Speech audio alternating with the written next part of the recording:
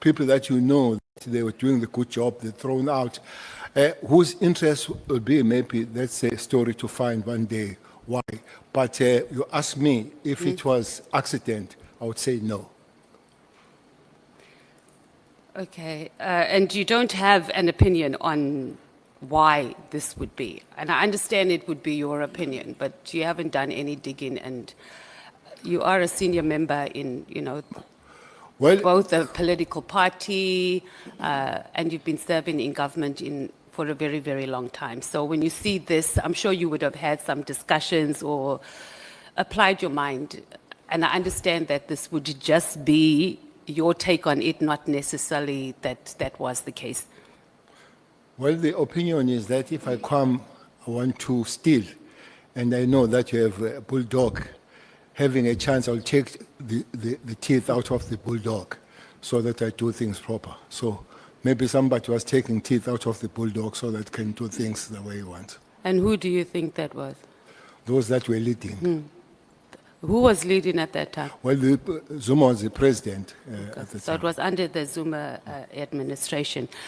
What was, so I guess you've answered this also already, because you're saying that there was also increased political interference during that period, and that contributed largely to the deliberate institutional capacity decline within SAPS. Can we say that? Yes, I would agree with that. Okay. One of the reasons you said you were removed, former minister, was that you refused to take illegal or improper instructions. So I want to talk a little bit about the Marikana massacre, because it happened during that period. So if you were still the national commissioner during that period when the Marikana workers were protesting for a living wage, and then we had the ANC Deputy President Cyril Ramaphosa that was all over, meeting ministers and calling for pointed action. How would you have responded to the protests of the Marikana workers? Well, I would be saying this time and again, sometimes I sound arrogant. If I were there, they would not have a Marikana. I sound arrogant when I say, but I can assure you, there would be no Marikana if one was there. Maybe let's take this one. I don't know. I'm not defending Cyril on this one. But I don't know. Cyril was the member of the ANC, was not in government. Yeah, that's who's what the I president said. now. And then he speaks to the minister of police, as it happens even today. That people, they speak to the minister. And then the minister speaks to the national commissioner, and Marikana happens. But the focus up to this day is more on Cyril rather than the minister and the national commissioner that were there. I don't know how it changed to be that way. For me, I think, again, most of us were crying at the wrong funeral there. To say Cyril is maybe the letter that he wrote or the email, I don't know whether it was the letter. Yeah, that's where I'm going. Yes, but he wrote it to somebody that had to moderate it in terms of implementation. I don't think that the letter from Cyril said, you go and shoot 34 people and die there. I don't think he said so. So I would love how it came about. Another very serious point about Marikana, all of us, we talk about 34 people. We don't talk about 10 people that died before that day, and brutally so. You know, the police that were killed there, and they were cut their manhood and all that kind of thing. We don't talk about that. But you want my opinion on the police shooting on that particular day. Let me give the story of the National Commissioner, who's almost 2 months in the job, and he surely has no understanding of the environment. Honorable Member, the operatives, the commanders, some of them, for sure, the person that was there, I think was Mawela, who was on the ORS, they went and briefed the National Commission and go to copies and sit on copies. He said, you go and fence that place, put the barbed wire, put the police inside. When the people come, put the tear gas on them. That's the first thing. Second thing you do, you go to the bus company and tell them to stop ferrying people there. And thirdly, have what you call disruptive arrest, those that were agitating and all that, do that thing. And as they left, he changed the whole plan. He told Commissioner Mbombo, who was the only female commissioner, provincial commissioner at the time, to say, you go and deal with them. You remember the morning statement that today is a D-Day. And that's how it came about. There were many ways of avoiding that kind of death. And it's unfortunate that it happens, and we must, as South Africans, stay with that blood stain for a very long time. Former Minister, I know you're saying that you're not defending President Ramaphosa, and that we are that our focus hasn't been on the minister and the national commissioner. But this is speaking exactly to the political interference, because he wasn't even in government at that time. He was a deputy minister of the ANC, and he was calling ministers. And he asked, and he said there must be pointed action. So we can't downplay that. Was that deputy minister of the ANC? Yeah, he was deputy minister of the ANC at that time. No. Oh, deputy. Sorry, No, he wasn't. okay. No, he wasn't. Sorry, my bad. Deputy president of the ANC at that time. No. Who was the deputy president of the country then? I don't know who was it. Honorable Matthys, just hold a moment. Let me take Honorable Sangon. No, Chair, I just want us to correct Honorable Matthys. We're not interrupting her testimony. Mr. Cele Ramaphosa was neither deputy minister nor deputy president of the ANC when Marikana happened. If the facts can just be correct. Thank you, Chair. Okay, I stand corrected, but I thought you had just come out of a conference at that time, or he was. But I stand corrected. But I mean, that even makes it worse. He wasn't even in political leadership, and he was calling ministers, and ministers were responding to him. He also met with the Minister of Mineral Resources here in Cape Town in his own testimony. You don't have to respond to that, Minister Cele, but I obviously you can. To respond on the first one. I think deputy president of the ANC have been always deputy president of the country. So that's why I want to know who was the deputy president of the country then, because that would be the deputy president of the ANC. But Ramaphosa was not the deputy president. He was an NEC member. Okay. Was definitely an NEC member, but not deputy president. Okay, I had my Honorable information Nola. incorrect. I thought there was a gap between the election, the ANC conference, and then the country's elections, but I stand corrected. Thank you, ANC members. Honorable Matthys, let's take Honorable Nola. Thank you. No, Chair, just to also help that Marikana happened in August 2012. President Ramaphosa was elected Deputy President of the ANC in December 2012. Thank you, Chair. NEC members of the ANC calling ministers. Thank you. Let's move on. Thank you. You said you've refused to take illegal and improper instructions, and this is why you were removed. I think I've dealt with that question. Do you think Ria Piaga was thrown under the bus by the same politicians who entangled themselves in the SAPS operations that resulted in the Marikana massacre? No. Before that, Honorable Member, I want to take a step back on this NEC members calling the ANC.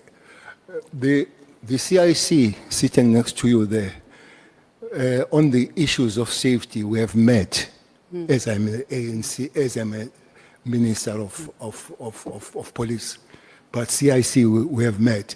It would be so much irresponsible for me to say I'm not meeting the leaders when it comes. The leadership of the IFP, I've met Tlabisa as a president I've met Holomisa as a president of UDM, and I just imagine the minister saying, I'm not meeting the politicians. That would be a hell of a minister.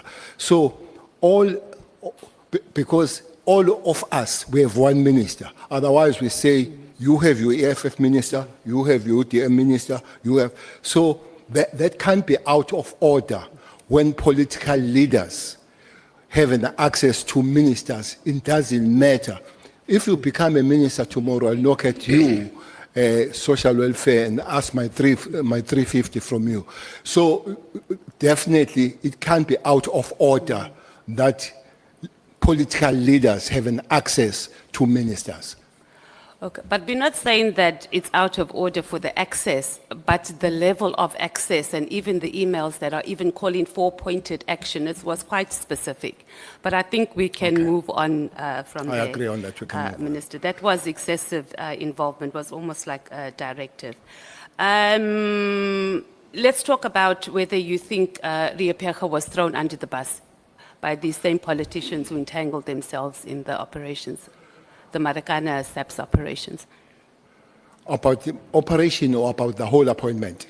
No, the operations during the whole He thrown Marikana himself under thing. the bus. She threw herself? Yes. She wasn't thrown She also? threw herself under the bus. I'm saying okay. she had a good night before when the operatives, the generals, they went to brief her how to handle the situation.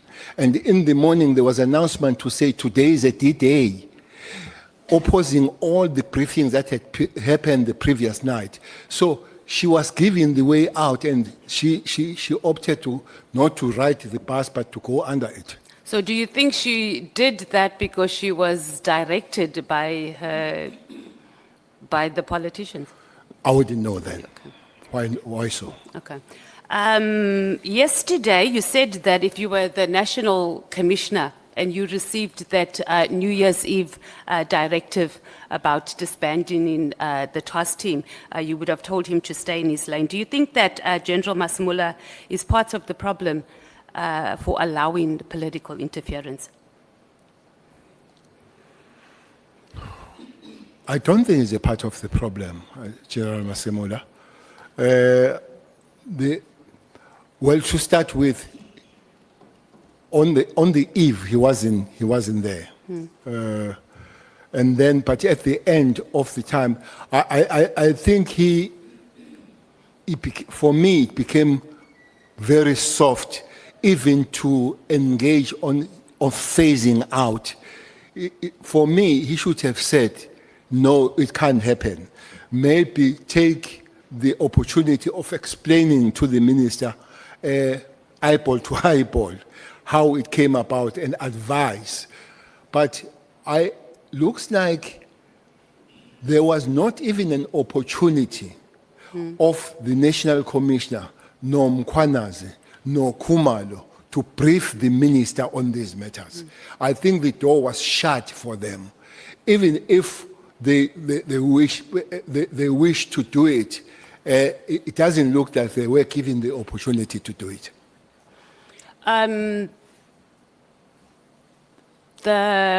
So do you think that this is a characteristic, or that he just responded softly, and as the president had, my CIC had said, he was more agreeable, or is that speaks to his character, and is that the type of character that we need as a national commissioner, who can't say to the politicians, yay, stay in your lane? I think there's one person that I've worked with for a very long time. When I was a commissioner, when I was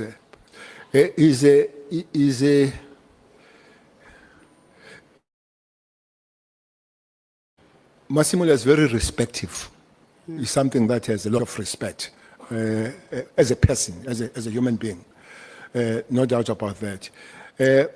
Sometimes in the circles where I speak, I said he would have made a good bishop, Masimula.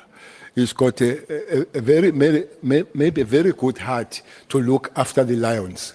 That's that for me. But he knows his job.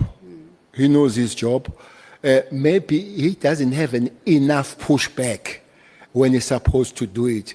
He would take you along, maybe taking you along until he reaches the cliff, and he jumps with you or on the cliff. But I think it's one person that, well, he's a human being, but he's one person that I think he will have very less bad intentions in life. And then, just to close on this section, former minister, from your experience, what would be a more progressive appointment process and accountability for a national commissioner, one that doesn't rely that heavily on two politicians to keep their positions? And this is on the back of the fact that we've only had one national commissioner since 1994 that served a full term. So that might be a problem. So just your take, since you've been in the space for a long time, and it's also something that as a committee we need to give recommendations and guidance on the You process. say one, you mean favors. I beg your pardon? If you say one that finishes term, you mean, Yeah, you from mean favors. yeah. Served his term. You know, I always wonder which side of fivers did people see as a best commissioner. Shobane died after fivers, under fivers. They died after him. The mass killings of Richmond happened under fivers. I remember that at one time, him and me sabambananga mawashing in Richmond, because I could see that police were not doing what they're supposed to do. Shobane, honorable member, police went door to door asking the houses of the ANC people if they had the guns, and we knew that after that was going to be a raid. And I spoke to Skuman, and on the 15th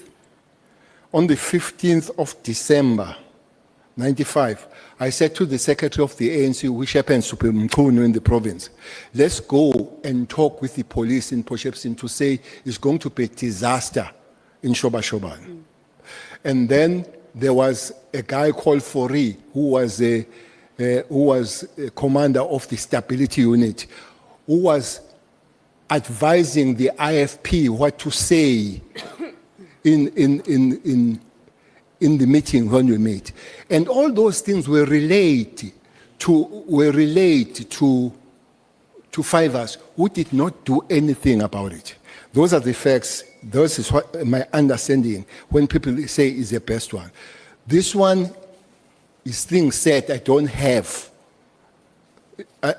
facts about it. You'll know now that Fivers is one of the people that have one of the best private security company. I think his big job, he works with, what is this, fast train, how train. I'm told that people most of them that work there are South African Police Service members that were sent to be trained for specialization overseas and then were extracted out of the organization to come and work for the private security. That's information I have. I have not verified it. So for me, that he finished, it doesn't mean that he did the best job.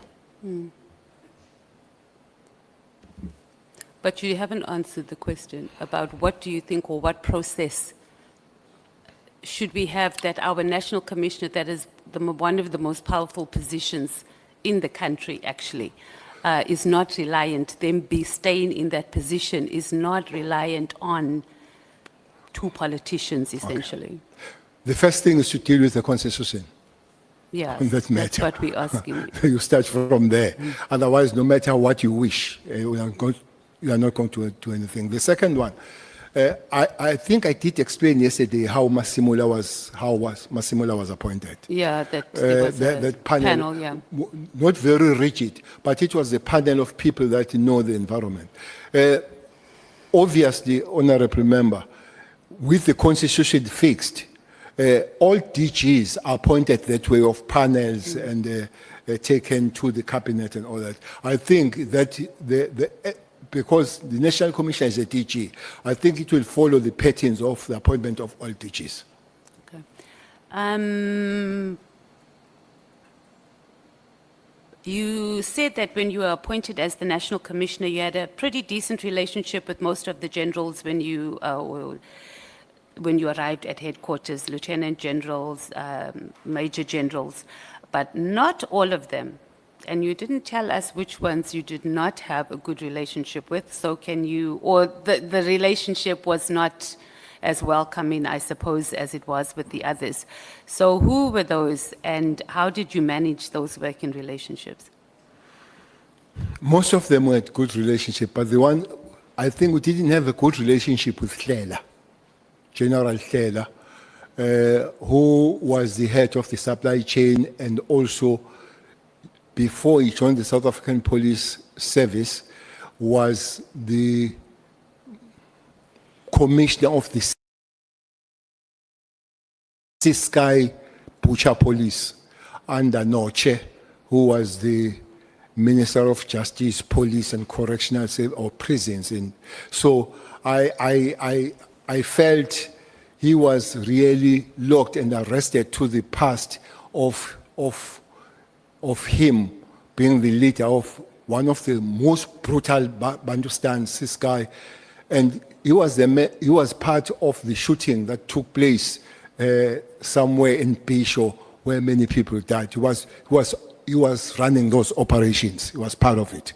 So maybe with this history that did not put us together from where my background of politics and his background of politics. But we worked along, but we knew that we were not very warm to each other. So you all managed to keep it professional. So there was no relationship with any of the major generals or lieutenant generals that affected the performance. You performing your job and also them performing their jobs during that time. Well, any good thing that happened then, it was collective, Honorable Member. Definitely could not be a single man running the whole thing. We were very collective, and fortunately, we had this very focused project going towards the 2010. So that makes us to work together. So you ran a tight team. You maintain that you ran a tight team as the National Commissioner with your generals. No doubt about that. No doubt about that. Let's go on to the IMC. I know we've overkilled this a little bit, but there was just some things that were not that clear. So the IMC for the political killings, did they report directly to the president or to cabinet? And if they reported to the president, was cabinet regularly briefed on its work and its resolutions? Well, it reported direct to the president, but its issues were also discussed in the cabinet. Okay. And is there any document that sets out the functions of the IMC on political killings? Not the PKTT, because those have been explained both by the National Commissioner and the General, but something similar to like terms of reference that were adopted to guide the work of the IMC. Well,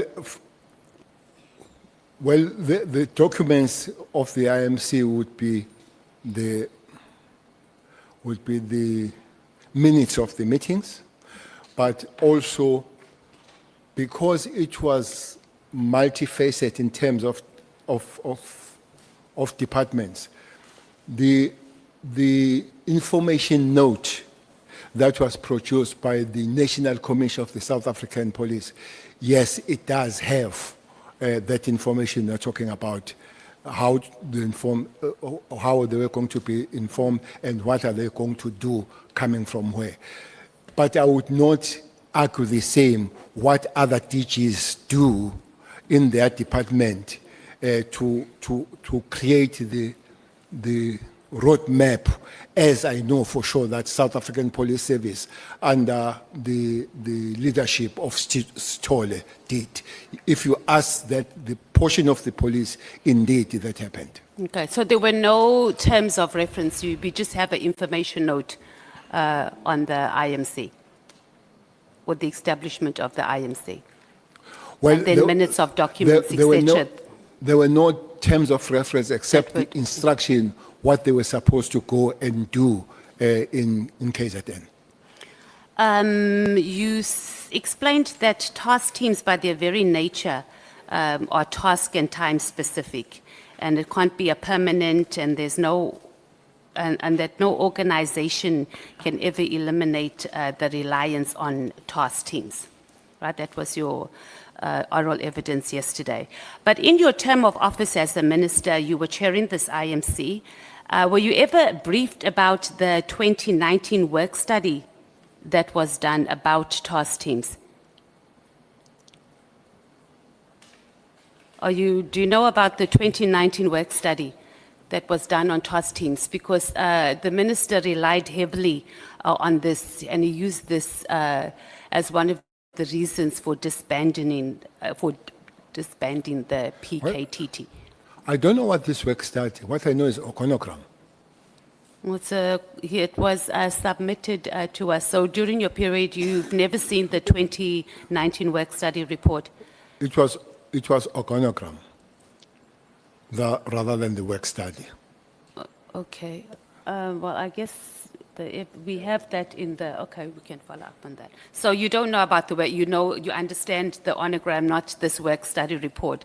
And okay, let's say that if we are talking about the onogram, why wasn't that implemented? Because this is what the minister is saying, that he used it and he relied heavily on that outside of Auntie Mary's letters of complaints, etc. So the work study report, he went on quite significantly about it.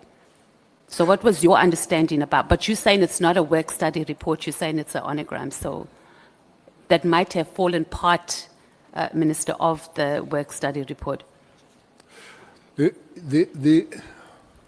Maybe one problem you raised initially, Honorable Member, of the lifespan of national commissioners in the South African police.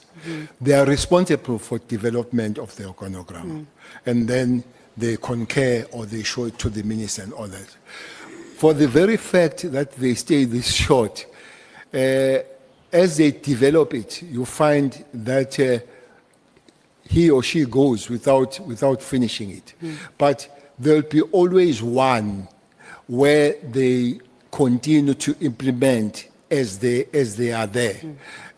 But maybe, as you say, after 5 years, no national commission has finished the term. So all of them will leave the half-cooked work going forward.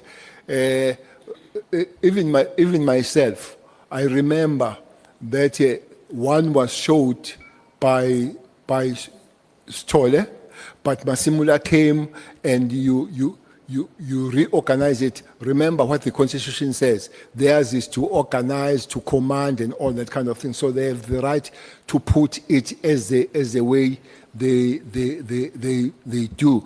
I guess this thing of commissioners not staying too long is one of the problems that makes the police not to fly smoothly, not to be consistent and do what they're supposed to do.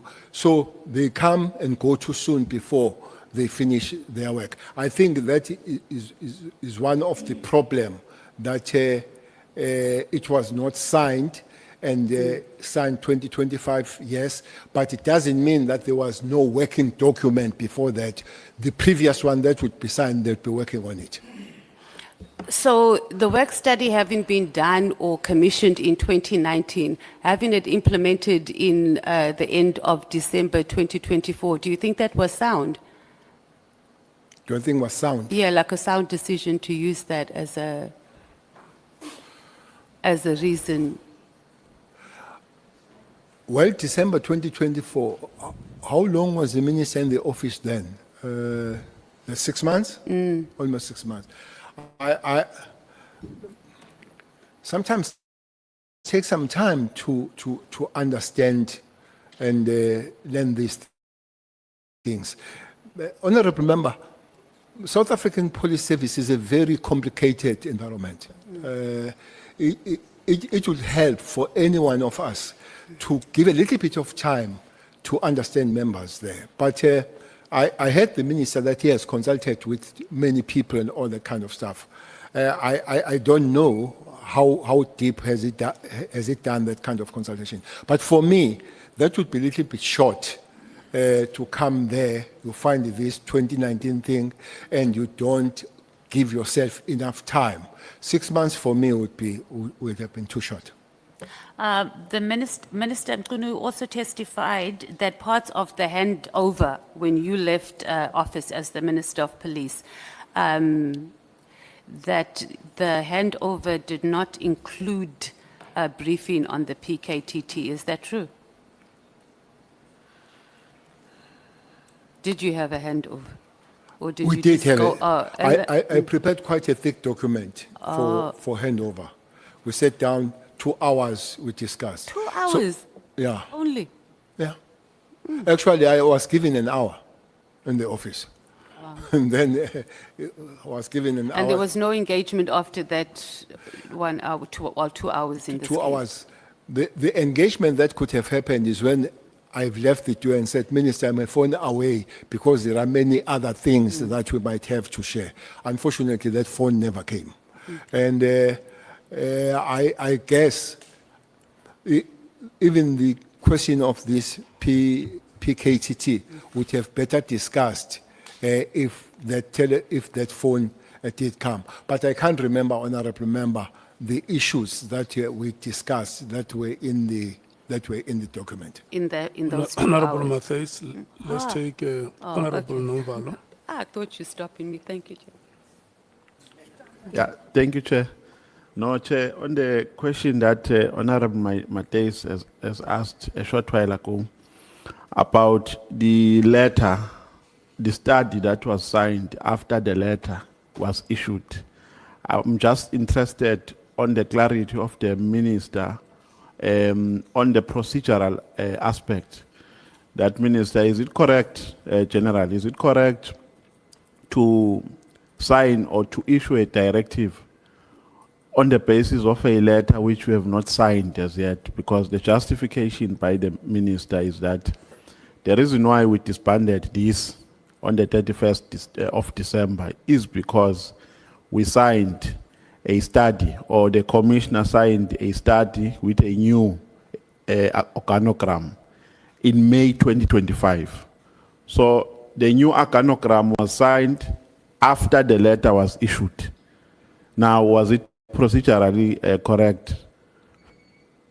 I'm just interested on that part. Thank you.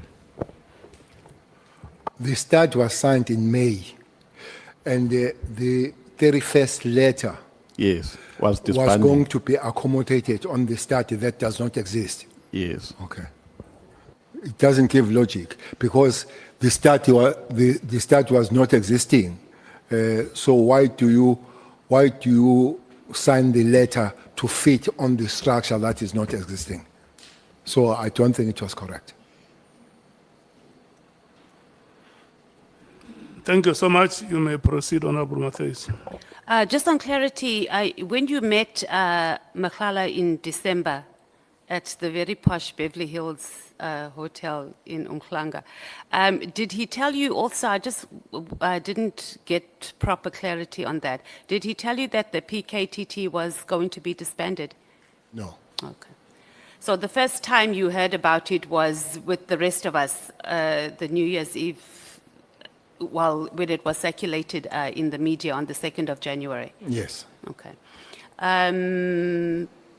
You also indicated yesterday, and maybe I should also just get clarity on this, that you saw messages on his phone, Kat's phone, from the minister. Am I correct?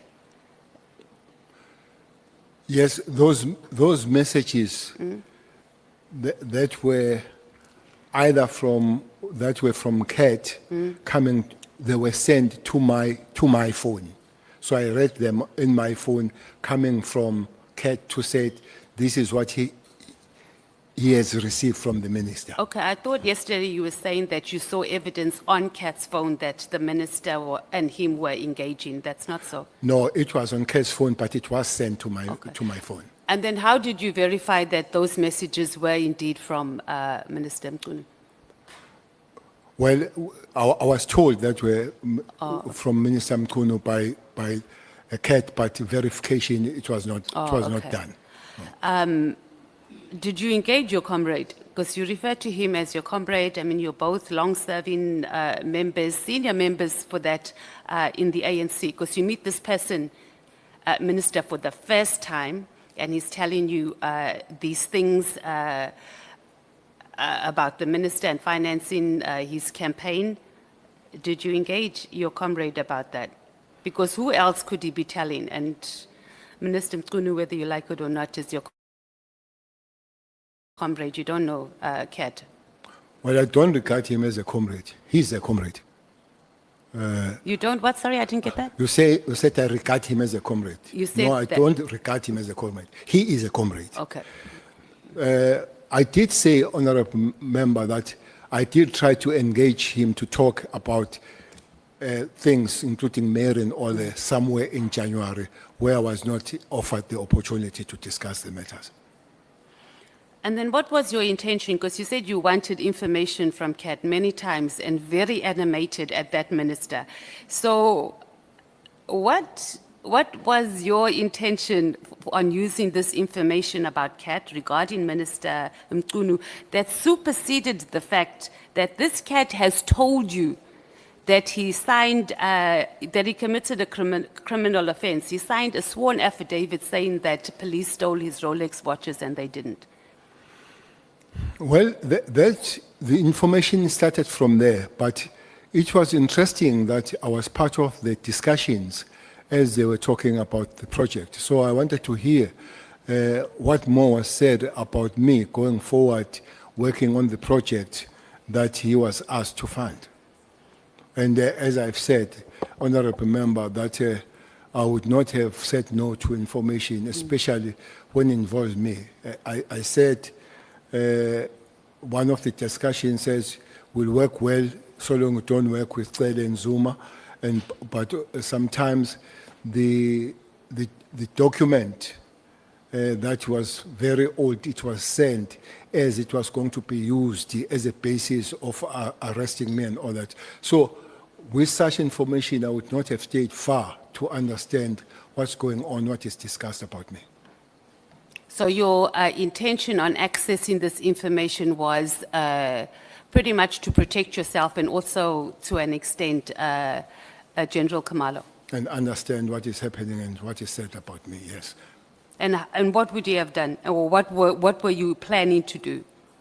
Was it just a way on how you were going to maneuver or navigate? Well, it would have been good to speak to the minister as my comrade about it. That has not happened. I've made the fact that I did try, but I didn't win that battle.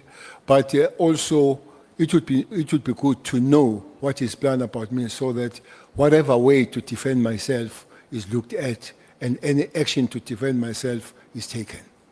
You engaged Minister Ramaphosa at the ANC January 8th rally.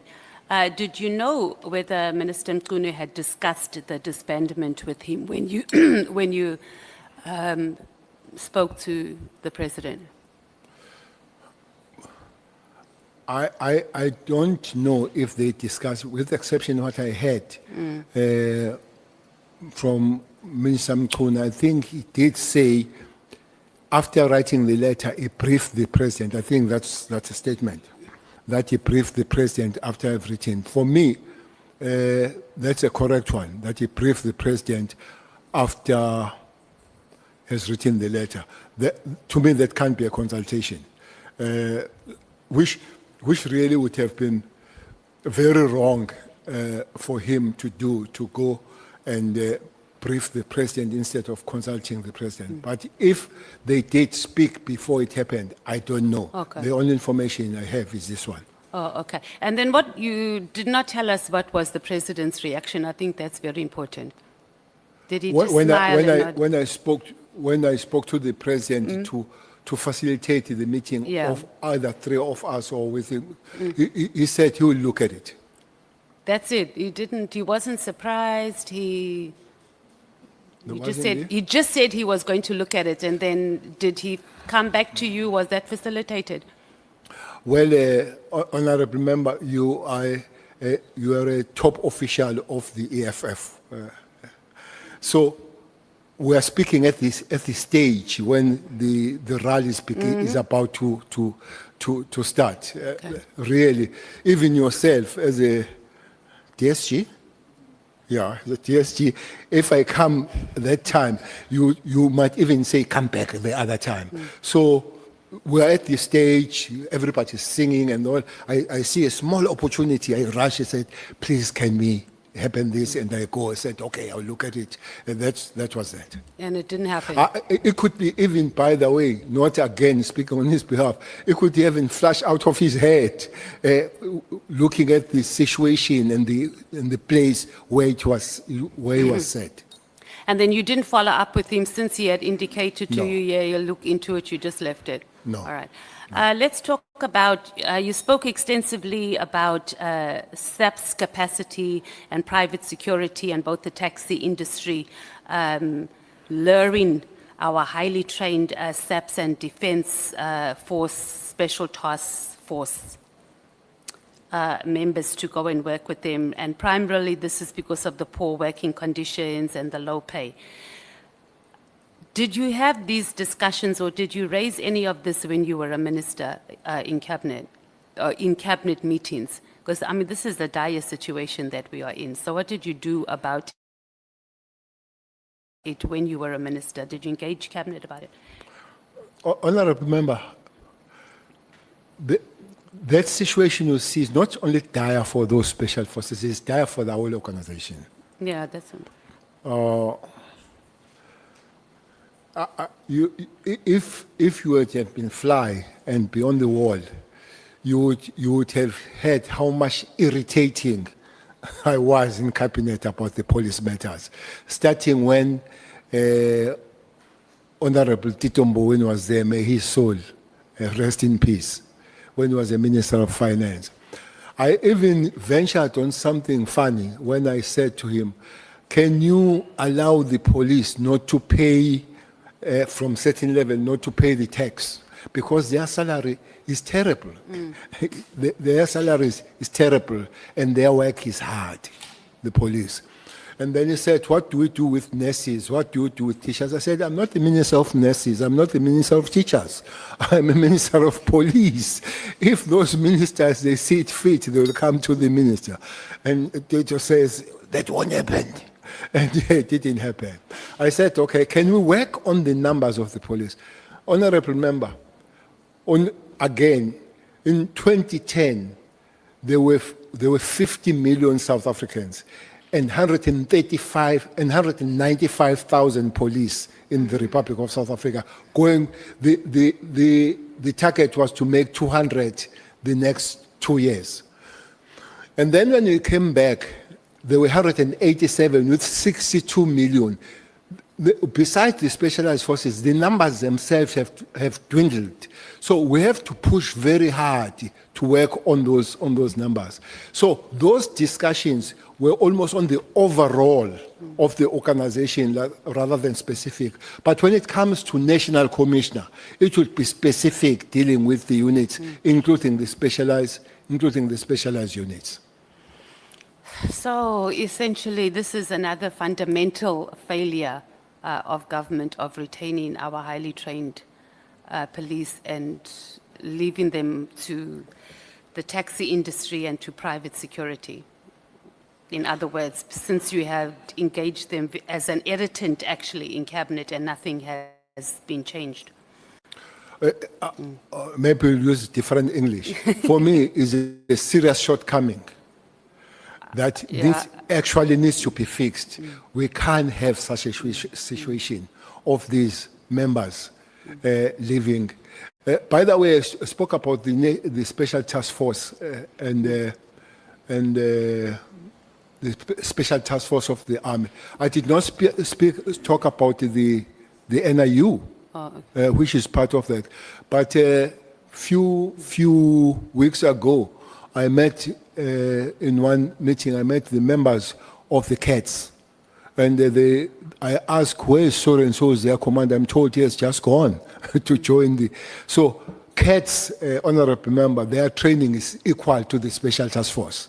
Is one of the top kind of an elite, the CATS that are in the South African police. So it's continuing, bleeding these skills out of the police is continuing, and it needs to be arrested and arrested soon.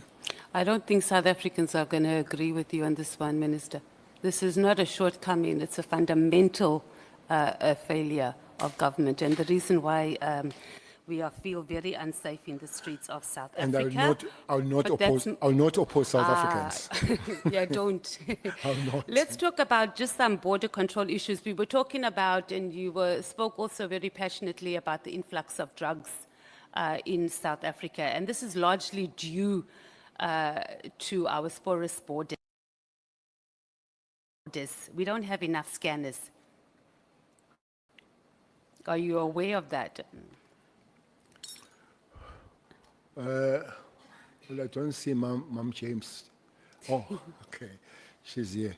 I know how passionate she is when it comes to the drug issues, which South Africans should really be so.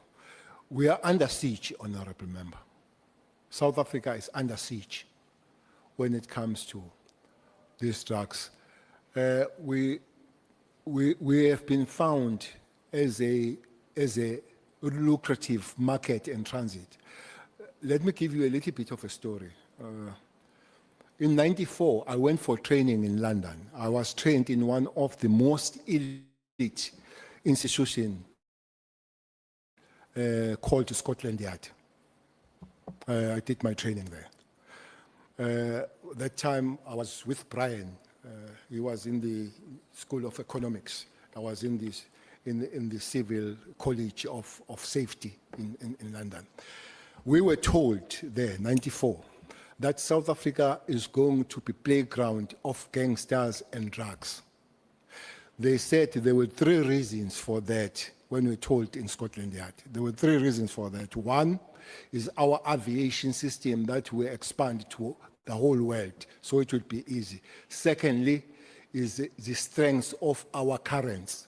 They don't mind to use our money. And thirdly, is a banking system that it was easy to move the money and all that. And it has happened exactly that way. That we are a new playground of drugs, both transit and both consumption.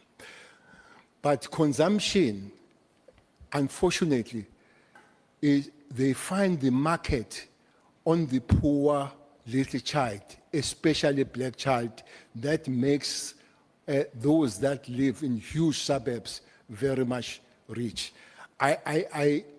Is one area where I will accept that I don't think that we have had enough pushback when it comes to the drug situation.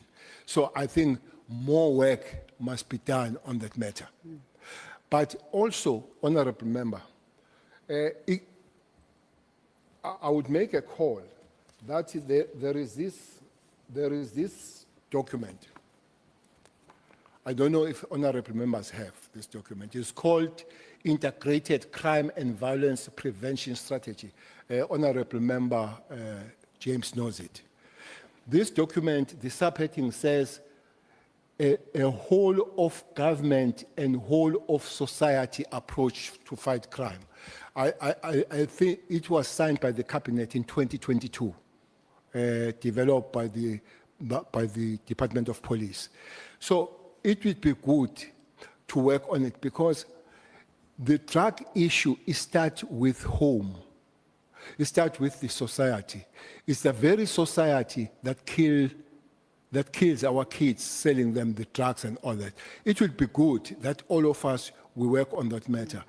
But it's one area where I think even our court system are not very hard when it comes to dealing with the drug issues. There is this sad story of Mlife that is going around, of the judge and all that.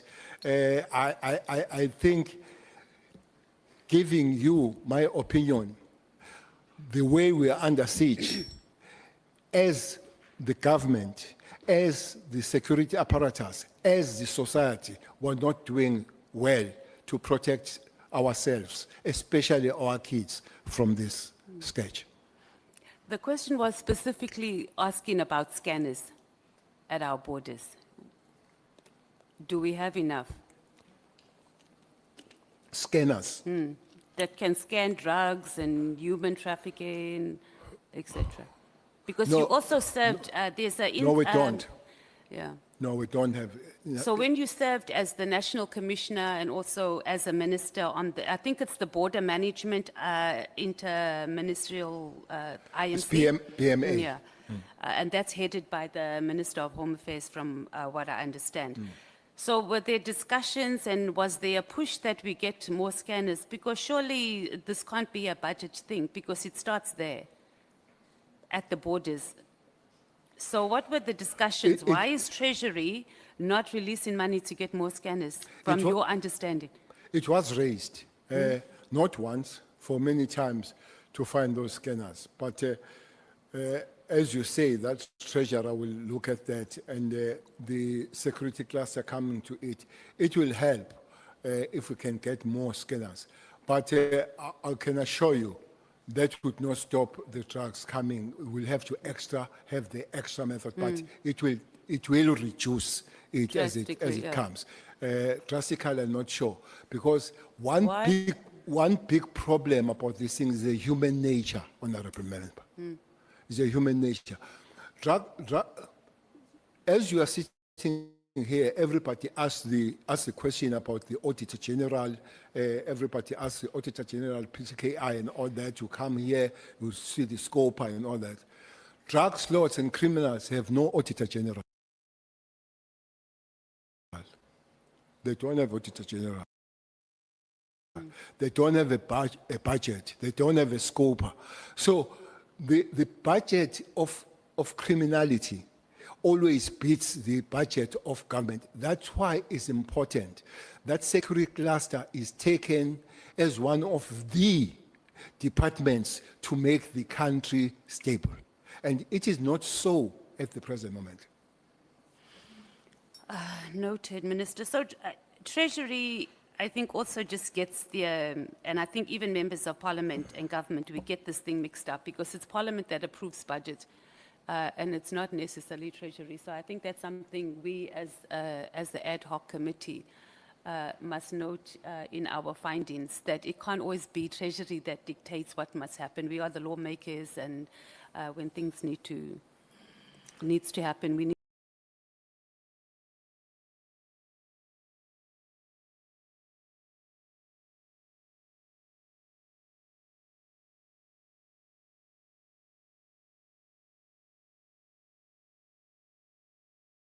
political killings and political party accountability. In your view, what do you think that political parties themselves, and maybe the ANC in particular, since they lead in the number of killings in the political killings, what needs to happen? Because political parties is going to be a permanent feature, and if we're saying that this political killings task team is not something, it must have an end in sight, but political parties are not having an end in sight.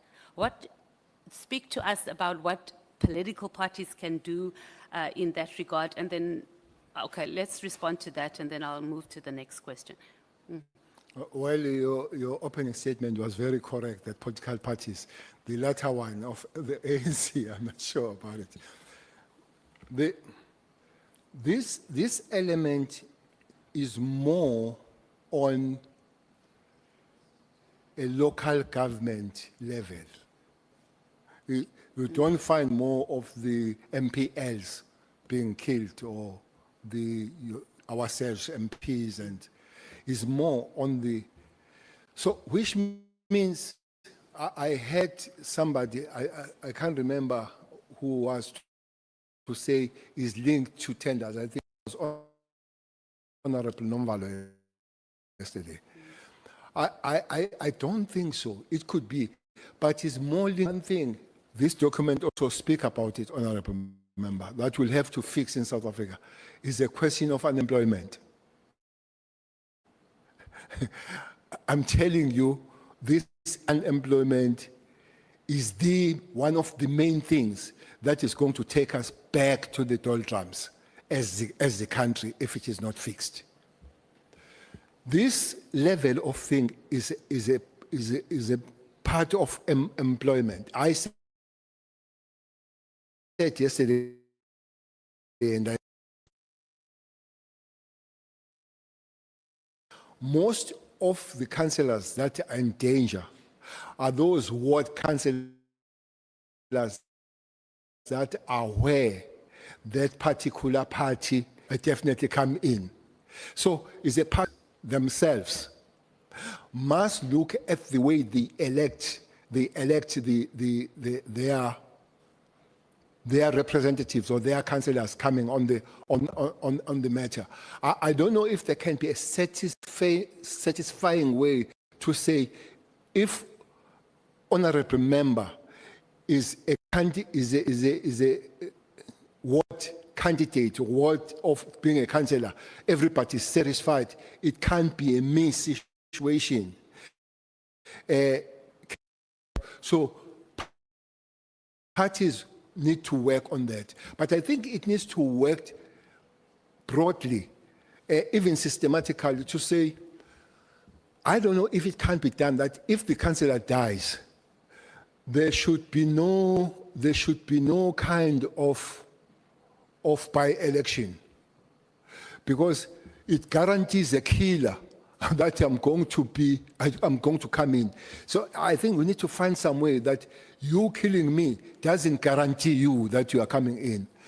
I think there are 3 wards where I know where the candidates in a short particular ward that they will win are killed for immediate by-election.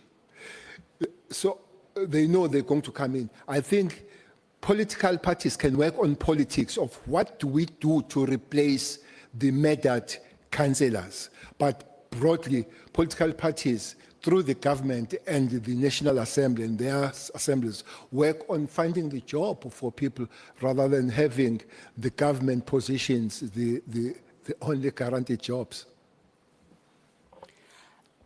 When you were the Minister of Police, did you have a longer-term plan or policy intervention that was aimed at addressing the root cause of these killings rather than just the investigating, charging and arresting of those involved? PKTT is part of it, was a part of the long planning, part of the stabilization. That you investigate, you arrest, but also work on the preventative measures, which is part of the stabilization. So that was part of it. But the second part of it was to make this killing business less lucrative. You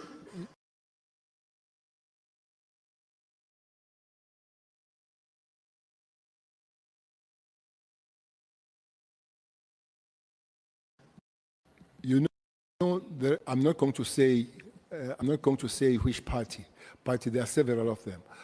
At Escort, one councillor shot his car. Shot the car from inside. Unfortunately, he didn't know that there is something called forensic. So he was found that he shot the car from inside. And why he shot the car? Because he wanted to be guarded. Why to be guarded? Because he had a private security company. So was going to employ his private security company to guard him, and then the state pays him. So those are some of the things that we'll have to make sure that business and government is really cut. But most of the time, especially at the low level, is not cut. And people use the government position to grant themselves or to give themselves opportunity to milk the government as if it's a business. That's one thing. But PKTT is part of it. Again, political members working on it. creating the stable environment in terms of employment and changing the methodologies of replacing the councillors that have been killed can work. On to tenders and procurement allegations, Minister. So yesterday, again, this was also your very animated input or testimony to the committee, is that you do not get involved in tender processes. Was it particularly because we were asking the question about CAT's tender, or is it just your overall engagement as when you were a minister on the process? You stayed away from the processes altogether. I don't smell it. I don't smell the tenders. You've never smelled it. No. And then there was a protected disclosure by, I'm sure you're aware of it, by a Lieutenant General who served as a Deputy National Commissioner. And this protected disclosure paints a very different picture about your involvement in the tender processes. The Lieutenant General, in his protected disclosure, said that you were involved in the procurement of interception equipment that was valued to approximately 120 million rand, and this was without the required exemption certificate from the Department of Justice and State Security. What's your response to that? That would be Vuma. That member of the would be General Vuma.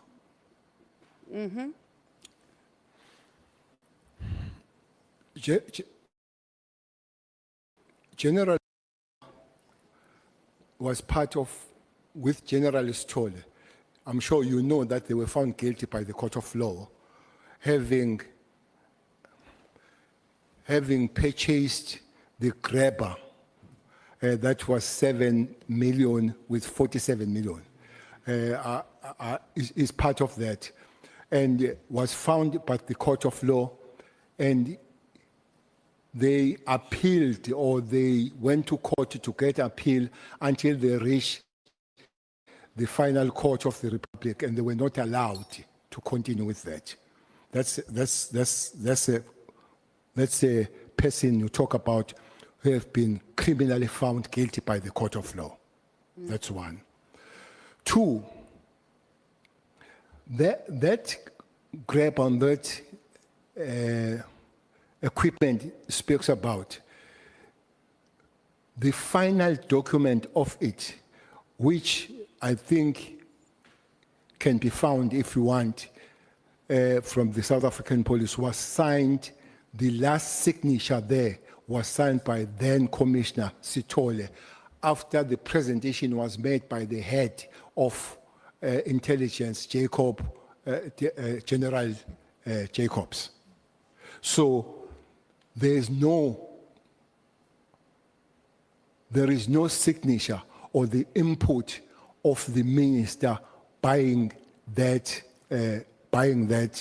equipment, the interception equipment. So that is absolutely not true. And fortunately, documents there could be found if they wanted, who had a final signature in the document for purchasing that. The only problem with that process, Honorable Member, is that the law I spoke about yesterday was not followed. The agreement between these departments to buy such an equipment, and looks like after it has been bought, could not be utilized because the law was not followed to acquire it. I think that was a major problem. And then the discussions then had to be done by the ministers, because these laws, the agreement must be at the ministerial level, led by the Minister of Justice. So the discussion on that matter comes to that level of dealing with this law that says 5 departments must agree on it. So that's an issue on that situation. Okay. So the question Honorable wasn't... Nomvalo, just a moment, Honorable Matthys.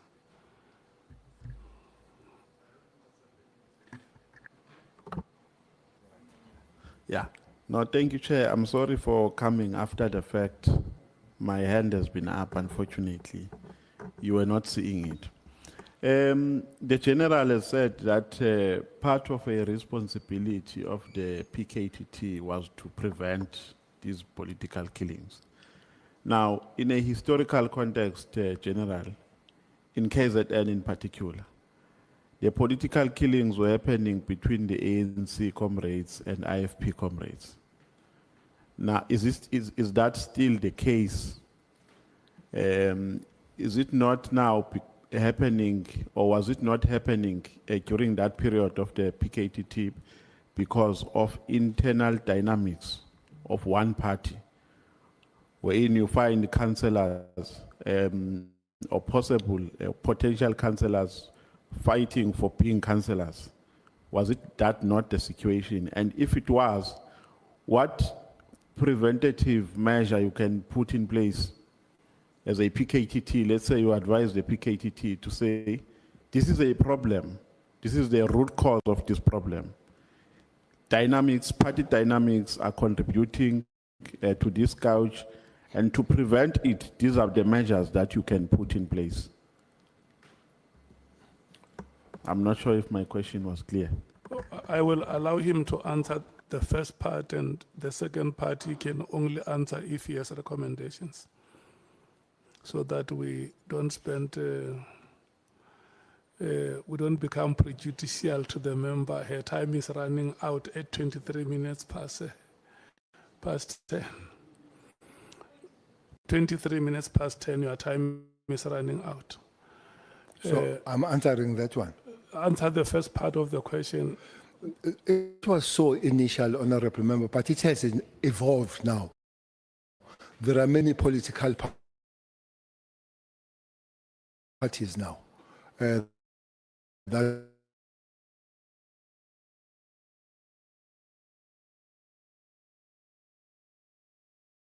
are there.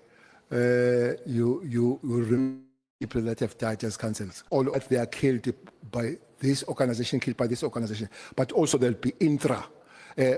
But the question you ask, what happened then? There were many meetings and committees that were put between IFP and the ANC then to try to resolve this matter. But it has expanded now, went beyond these two organizations. But one other major things that has come in, the criminality has taken over. As you could find that there are hitmen now that are hired rather than political activists killing one another. So it does need both political intervention, but it also needs a lot of the security apparatus working on the matter. It's both. Honorable Matthias, may you finish? Yeah, the I'm rema- the wrapping up. remaining- Well, I'll try I to. pray that you finish uninterrupted. We hope the ANC and MK doesn't interrupt.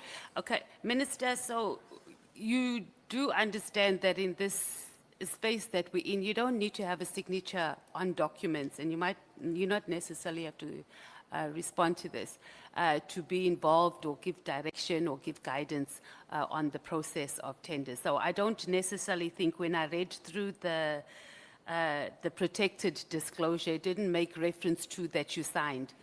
You were just implicated that you were involved in the process, and also you were also involved in the process of, this is what he said, the tender that was awarded to MTN, and also the tender to get the Airbus helicopters for SAPS, and that was for more than 400 million. So you say no. You were not. Let's leave the signature out, because he's not saying that you signed off on it, but he accused you of being involved in it. So you're saying that you were not at all. You didn't know. You did not give guidance. You didn't call meetings or anything. Can I answer now? Yes, please. But he also says that I wanted to kill her. Who? That disclosure. Okay. She says that person who But wrote that's the thing- deflecting now, Minister. No. Let's speak to this. Is it true or not? But I'm saying she also claims then the closer to the president, I want to kill her. Okay. And she's not dead. But it doesn't mean that, oh, so you're saying that if you say you're going to If I kill wanted someone, to you kill, will if kill I them? wanted to kill her, she would be dead. Oh, right Yeah. here in the house. So she's not dead. So That's a very Honorable- powerful statement. indeed, because that's what she says there is a part of the lies that are there. So- Honorable so member, you're just saying you member, weren't. is absolutely no such. Okay.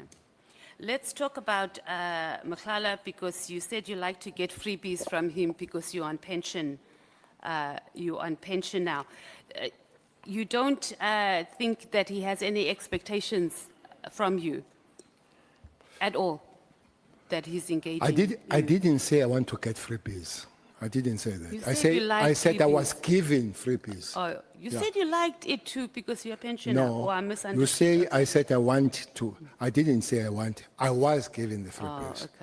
okay. No, I understand that, and even maybe the term free breeze is overarching, but I don't think that it did hit my mind, and it was never said that there was an expectation from his side. So you don't think he has, I missed that part, that he has any It has never been expectations? said, and I've never thought so. Okay. And you didn't consider that he has any expectations? No. He's just been nice to you. So when he comes here, because he's definitely coming here to the ad hoc committee, how would you respond if he tells us that he traveled by road to bring cash to you because he couldn't fly with the large amount of cash that he was bringing to you? I would say never.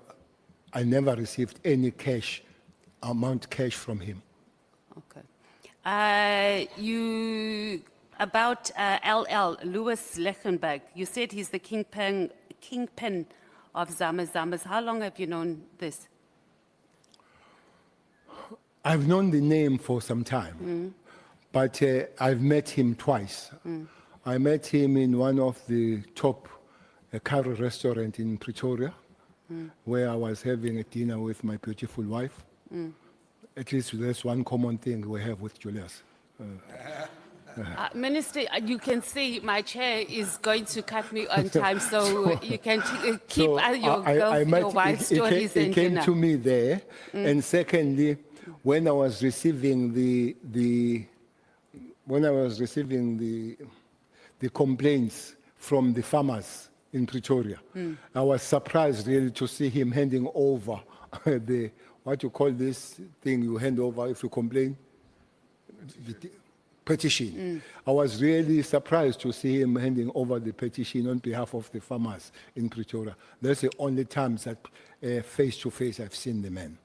Okay, so I wasn't asking whether you've met him. I'm saying how long have you known that he's the kingpin? So was it during your term when you were the national commissioner? It's a long time, and by the way, is one of the projects investigating him that has taken quite some time because he has been investigated by Hawks. Oh, because that was my next question, is that when you were the national commissioner, why wasn't he arrested and charged if you knew that he was the kingpin No, of I know him Zamas? as a minister, not as a national commissioner. Okay. And then just the last thing is on IDEC. This feels like it's a turf war. It's pretty much similar to what we had when we had, not the Hawks, what was it? Scorpions. Because you said that they do not answer to anybody, that they just do their own thing. But that's not true, because IDEC falls under the Minister of Justice, and they report. No. So there is exercise, because the Constitution says that a cabinet member responsible for the administration of justice must exercise final responsibility over the prosecuting authority. So where no. do you see the gap? Are you saying that? I see the gap on the police. They have a minister, but they have a watchdog, IPIT. Hawks have a minister, but they have a watchdog, the judge. Senior counsel and they have a Minister of Justice, but they have bodies that they look at. So I'm talking about the monitoring body, not the executing authority. I'm still asking, when there is a problem about the police, people, they knock at the door of the IPIT. They don't knock at the minister. When they have a problem with the Hawks, they knock at the door of the judge. Where do they knock when they have a problem with ITEC? Noted. Thank you. Former Minister. Thank you so much, Honorable Matthews, Honorable Sols. Thank you. Your time ends at 23 minutes past 11. Thank you, Chair. Honorable Minister, as a retired general, former minister, and for your sacrifice in the struggle, I want to say thank you for your service. Thanks. And for your sacrifice. Thanks. I have no bias. I will ask you questions based on your submitted evidence and also the testimonies that we've heard thus far.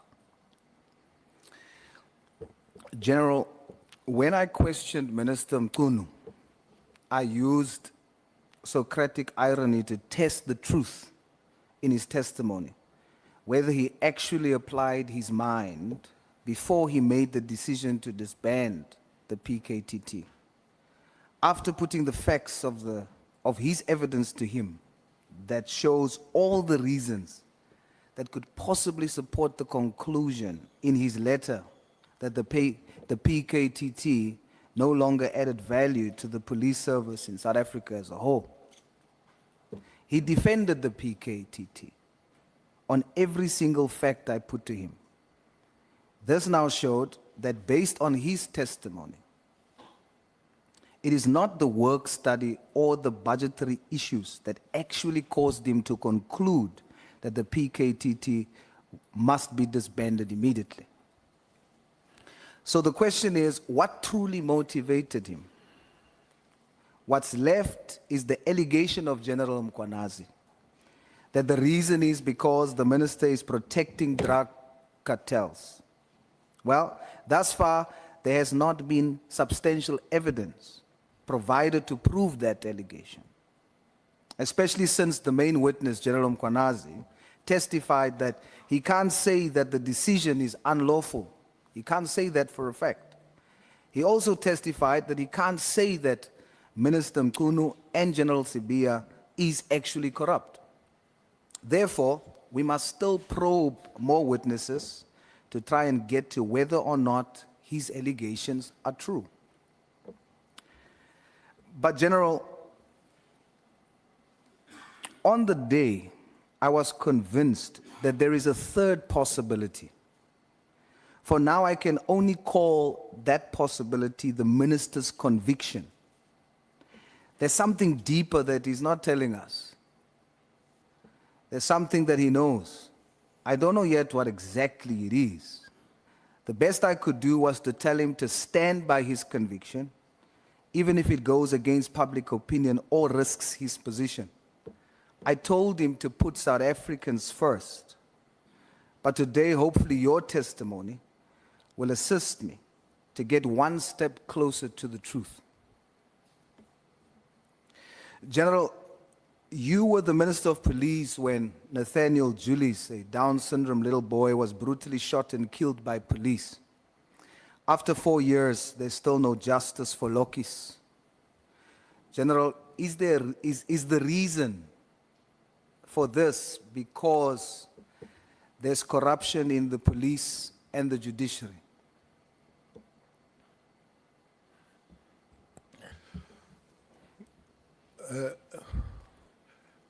Chairperson, good morning, Honorable Member. Chairperson, I was asked if Mkhwanazi is the first one who made the allegations against the system, not just the police. And I said he was not the first one.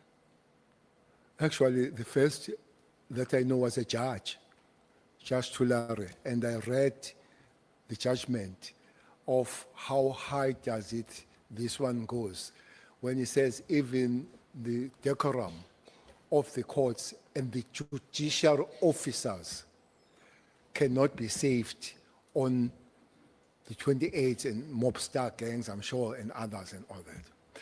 So it does look like, okay, and the latest discussion, I'm sure you have seen it, of the judge and the bribe of the Mulife bail.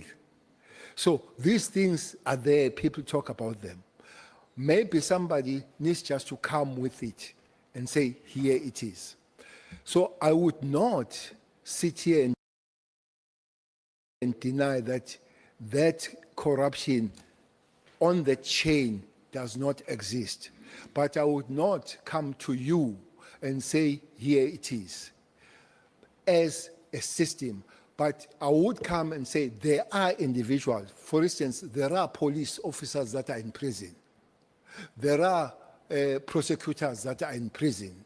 So there are individuals, but is it the system itself or the individuals that's running? So that's what we need. That's what we need to make. But specifically, the young man that was shot and the police claimed that it was an accident. I guess I need to be helped. The matter is in court. I need to be helped on that one. Yes, General, the initial judge fell ill, and then the whole case had to start, fell ill and passed away, and then the whole case had to be started over. And the last time it was heard of about the matter was late 2024. And so now it is still continuing, but there's not real solid feedback on the matter. But it is still in court, but there's no real feedback as to how far it is.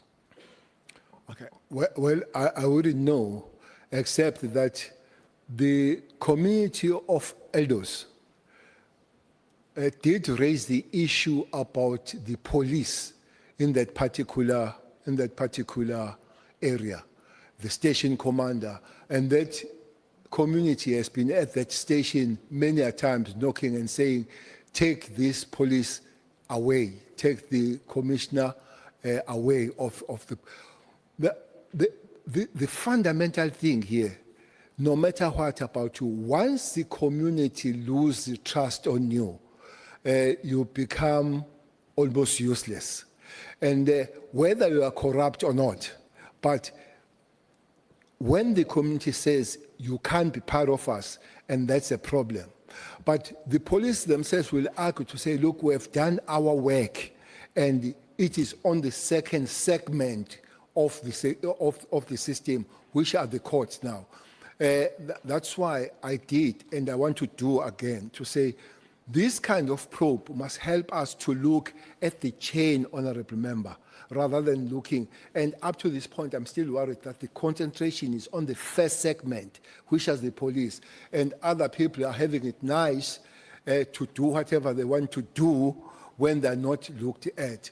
But I don't think we're there where the communities of South Africa are really singing hallelujah about the system as a whole. Much work will have to be done. How much and how long, I don't have an answer. General, you were also the National Minister of Police when Jocelyn Smith got missing. Is Jocelyn Smith still alive?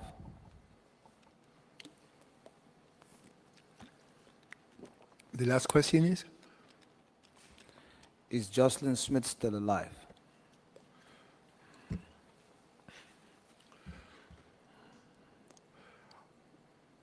This is a story of the little beautiful girl.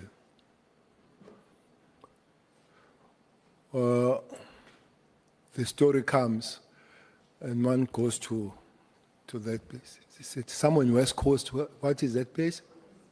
Saldanha. Saldanha. One goes there to cry with the parents and find out what is it. And then national commissioner, provincial commissioner we go to see the protected parent because the community has an issue with the parent, with mother from the very word go. From the very word go. You know, most of the time these communities can't lie. Yes, they do sometimes do wrong things as a mob. We go to see this. We go to see this mother, who is in the protection of the police. The first thing she asks is if the boyfriend is safe. Okay. You know, you've lost a child, but the first question you ask is that one. The second request you make is that if the boyfriend can come and join you so that you can be safe. Not absolutely nothing about the child, nothing. And then when you ask, this boyfriend is not the father of the child. And then you say, there is something wrong. I said, National Commissioner, what kind of a mother that will lose a 6-year-old and ask about the boyfriend first? I said, in a very light way, we'll have to find the story. What is it here? When we went to see the father, after that we went to see the father now. And the father said, my story is that the mother knows what happens. This is the father now saying so. We went to see the grandmother, and the grandmother said knows. And then I think that was the angle from the police that followed. But I must also commend the community of that area. I've never seen such a formidable, united community around the matter. That community pushed everybody for something to happen. Then this theory of investigation, it was say the child has been kidnapped. It was about Inyanga. I'm sure you know what Inyanga is. It was about Inyanga, Muti, and all that kind of thing. So the theory of Muti, then the child should not be living once it's for that. A person was found to say so Inyanga, selling, and all that kind of thing. I don't know where police find the information. But there was a special team, honorable member, that was sent in Heathrow to search a boat, to search a ship. I think it took about 2 days searching that ship because somebody said she was put in that particular ship, but that ship was found in London or in Europe, whatever port where it was. And the child was not found. When one went there, community raised the issue again that police were a little bit like lackadaisic approach in dealing with the matter. I said, when this community is so much active and so much involved, police can't take a reverse gear on it, go to it. And indeed, there were many police searching and all. It's where we were together with your leader, working on the matter and all that. One thing that I can say, that is one matter that was worked by everybody, politicians, community, law enforcement, Befundisi, everybody really worked on it. But the question you are asking, after all this, and the mother found guilty, I don't know if Jocelyn is still alive. I wish she would. But even if she is alive where she is, I don't think her life will be a comfortable life. Because nobody could have taken her out of the parents to give her a better life than the parents, no matter what is the social status and standard of the parents. I don't want to say I don't have a hope, but I don't have information. After the judgment and the sentencing, police said they are continuing to search. I think that should continue until we find the final understanding what happened to Jocelyn. Thank you, General. I think I agree with you. We should continue to search and do our best. We still have hope. General, you testified that you gladly accepted to stay for free at Mr. Matlala's apartment. Please share with us, what was your experience like there?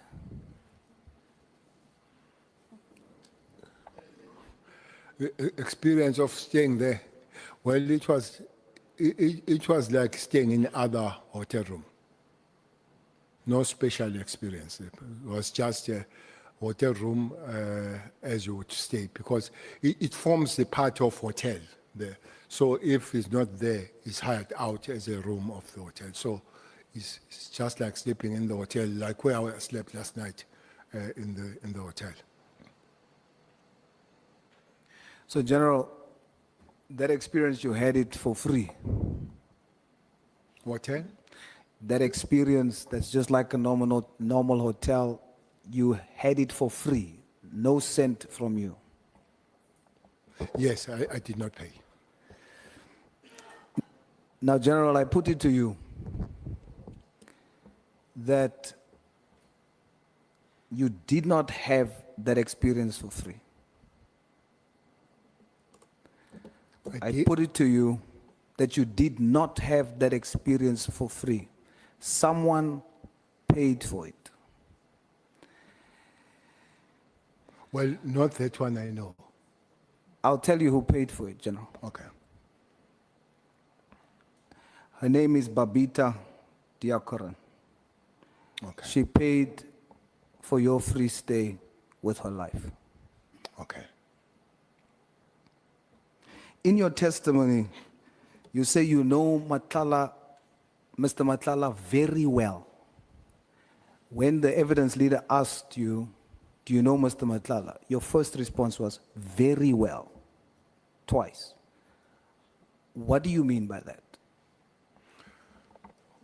Well, I would have known him almost 3 months, and I would have spoken to him. That would be the kind of knowing the man that you have seen, you have spoken to. But does that qualify as very well? Well, it could not qualify very well. Maybe in the reflection, very well would have been an overarching kind of a term. So you withdraw very well. Very well would not stay. If I need to withdraw very well, definitely I'll take very well out. Okay, General. You testified that you never, not once, sent text messages on WhatsApp to anyone. Is that true? I stand by that. Stand by that. Are you 100% sure, Honorable Minister? I stand by that. You testified that you only called Mr. Matlala 10 times. Is that true, or is it less or more than 10 times? That was on a day. That was on one day, but I don't know how many overall. Okay. But definitely, as Honorable Member Julius, Honorable Member Malema said yesterday, 250, I would say not 250. Not 250. You're 100% sure it is not between 200 and 250. It definitely would not make that number. What number would it make?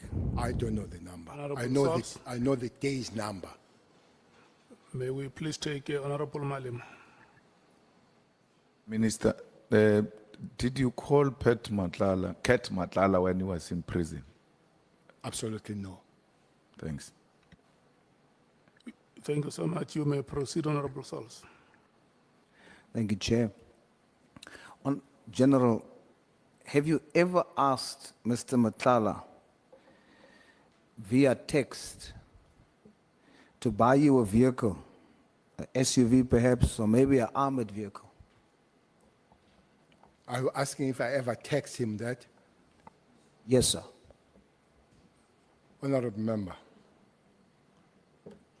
anybody who tells you that I've texted him or her is not speaking the truth.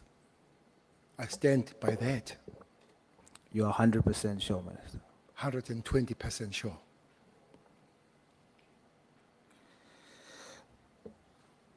General, who introduced you to Mr. Matlala? It's Mabonga. Bongani, Sorry, Minister. it's Bongani. And how do you know Bongani? I know Bongani because he's a son of Spotla, who was a taxi operator at Nongoma. Was it the first time you met him, Matala or Bongani? Bongani?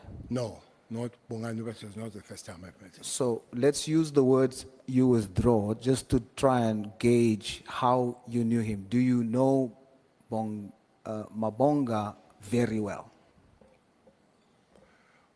Bongani, I was not meeting him for the first time. I know his father very well rather than I know Bongani as a son, but I know him as a son of Spotla. Do you know the level of knowing him? Do you know that he is or was a notorious shooter? He shot people. Did you know that? I know that he was once arrested for violent conduct, and I knew that he had a security company. But did you know But that? I didn't know that was notorious of shooting people. Do you know about the incident at Tempo nightclub in Sandton, where he just shot in the club? Did you know about No. that? The incident of shooting I know is when he was shot in a restaurant in Sandton. I don't know the incident where he was, where himself shot, but I later did hear that was a shooting in a club, but I heard that after he has been killed himself. He has been cleared. He has been killed, yes. There was video footage of him doing so, and he did so in January 2024, and you were still the Minister of Police at the time, Minister. And so because it went viral, it was everywhere, I'm sure that somehow you would have been informed about that, because it happened whilst you were the Minister of Police. Well, absolutely, I have not seen that video, and I know the incidents after himself has been killed. So knowing all of this, Honorable Sals. Yes, sir. May we please take Honorable Breitenbach. Thanks, Chair. I'm sorry to interrupt Honourable Source, but I think there's a fundamental misunderstanding between Mr. Cele and Mr. Source. Mr. Source is hearing cleared, and Mr. Cele is saying killed. So there's a problem, I think, just to clear that out.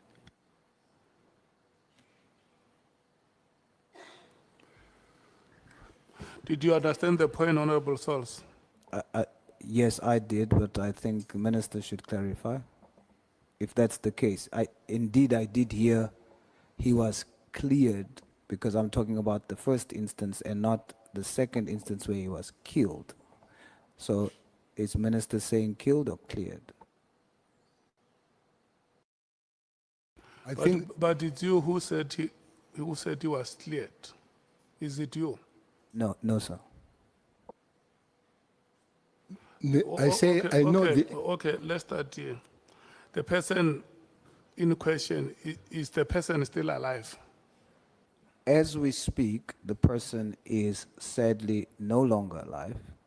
The incident I'm referring to, the person was alive during the incident and after the incident.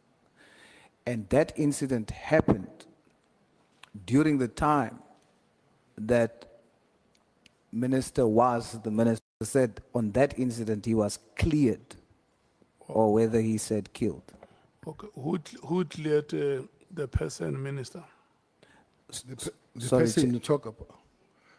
The person you talk about here is Mabonga, is not Matala. Yes. Yeah. So it talks about the shooting in the club. I said I did not know about this incident. The incidents I know is where there was a shooting and he was killed in a restaurant, Mabonga. He was killed He was killed. or He not? was shot and not, killed. Not cleared. No, killed. Yes, so then my question was, the one where there was video footage that went viral about a shooting in January 2024, when you were still the Minister of Police. And usually when things goes viral like that, he was dating a celebrity, so he was very well known. So there must be a way that you would have known about it. But your response, Minister, was that you, despite all those factors, you still didn't know about it. Absolutely, I didn't know about that incident. Okay, but you do know that he was arrested and you knew this before you met him? That he was arrested. Yes, for, I knew that when I knew him. Remember, I have known him for some time because I come from KZN. I did not only know him when he was in Joburg. Yeah. so you didn't see anything problematic with having a meeting with someone who is shooting, who's known to be shooting? And then, of course, you mentioned that you didn't know who's he bringing with you. But when you then see who he's bringing with and establish who that person is, you still felt comfortable to remain with them? Which shooting did I know? The club shooting? The one for arresting that you knew about? Well, I didn't know that that shooting you talk about went viral and dating the celebrities. I don't know celebrities. I'm not a celebrity myself, so I don't know. But I know that he was arrested for violent act. You say that was a shooting that he was arrested for. I know he was arrested, but I did not know that that was for shooting. And I say I knew him long before he came to Johannesburg. And indeed, is a person that, knowing the father, I would still speak to him.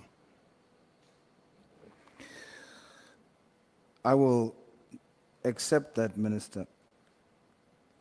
In your ministerial budget, your budget speech on the 11th of July, 2019, you said 119.8 million was spent on deployments for Operation Thunder in the Western Cape and 18.5 million in addition for vehicles to Western Cape anti-gang unit.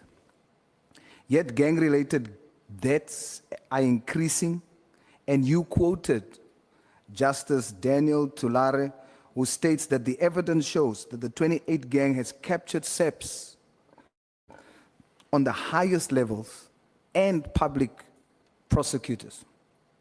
So what reason would there be for putting so much money in something like that when there's totally no change? Okay. Well, the chair is not here. I want just to take a step back on Mabonga before I come to this one. Yes, sir. You say I still spoke to Mabonga when I know that he was in prison. No, I didn't say in prison, Minister. What did you say? Knowing what he's doing, and then afterwards meeting Mr. Matlala and getting to know what Mr. Matlala does, and you still continued a relationship with them. But I said I know Mabonga that was arrested. That's what I said. And then you say on top of that, I still met him. Correct, but I didn't Because say... I want to come to you to say, but many of us here, we have spoken to people that have been in prison. Absolutely, but when That you... includes you. Indeed. Yes. I do speak to... Then it can't be a crime to speak to somebody that has been in prison. I never said it's a crime, Minister. Okay. But what I am angling the question to is that your stature in society, who you are, what positions you held, you meet the persons, on the first time. Then you find out and know what the questionable issues are. Me, who meets people who went to prison, come to prison, if it is questionable, I'm not going to continue a relationship with them to the point of taking favors from them and so on. So it is from that angle that I come. No, thanks. The point I wanted to make, and I've made it, is that it's not only me that meets person that has been in prison. That's the point I wanted to make. And you and me were concur on that point. So let's come to the question. No, Minister, we can't move from that point. We must be very clear that the issue is not meeting with people who's in prison. It is meeting with people who is actively involved in crime. Well, that's a new statement. But that's the point we were making. Like you said in your testimony before, context and content. I was not dealing with verbatim. No, But I'm saying the content and the context that you and I are talking about is not just meeting someone who has gone to prison. It's about the activity of the people, and you know about it and continue the relationship. the statement I made here is that I know he was in prison. And the question is that you still meet that person. I say many of us here, we have met people that have been in prison. Okay, you still continue to have a relationship with the said persons. Well, it's no more now. Matlala is still. Matala was not in prison. I don't know Matala in prison. We are talking about Mabonga. Why do you mix them? No, as you continue, you say you then get to discover more about Mr. Matlala. And if Mabonga was still alive, you would still have had the relationship with him. Who are we talking about? Both. Oh, And we okay. have been speaking about both. No. We've spoken about Matala. My first- So of late, we have been speaking about Mabonga. All the explanation of him killed, shooting and all, it has been Mabonga. So if he's still, your last question, if he's still alive, I would be still speaking to him. I don't know. Can you remember me asking you, how did you meet Mr. Matlala? Yes. So we were speaking about Mr. Matlala right from the start, and then the connection, which is Mr. Mabonga. No. It was separated. We did finish about Mr. Matala and then we came to Mabonga. But we spoke about both. Well, so you say. That's fine. Minister, Can I go back to the question you asked of the... please.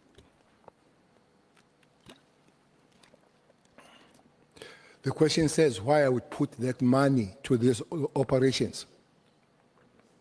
When there's The clearly, question- when there's clearly no change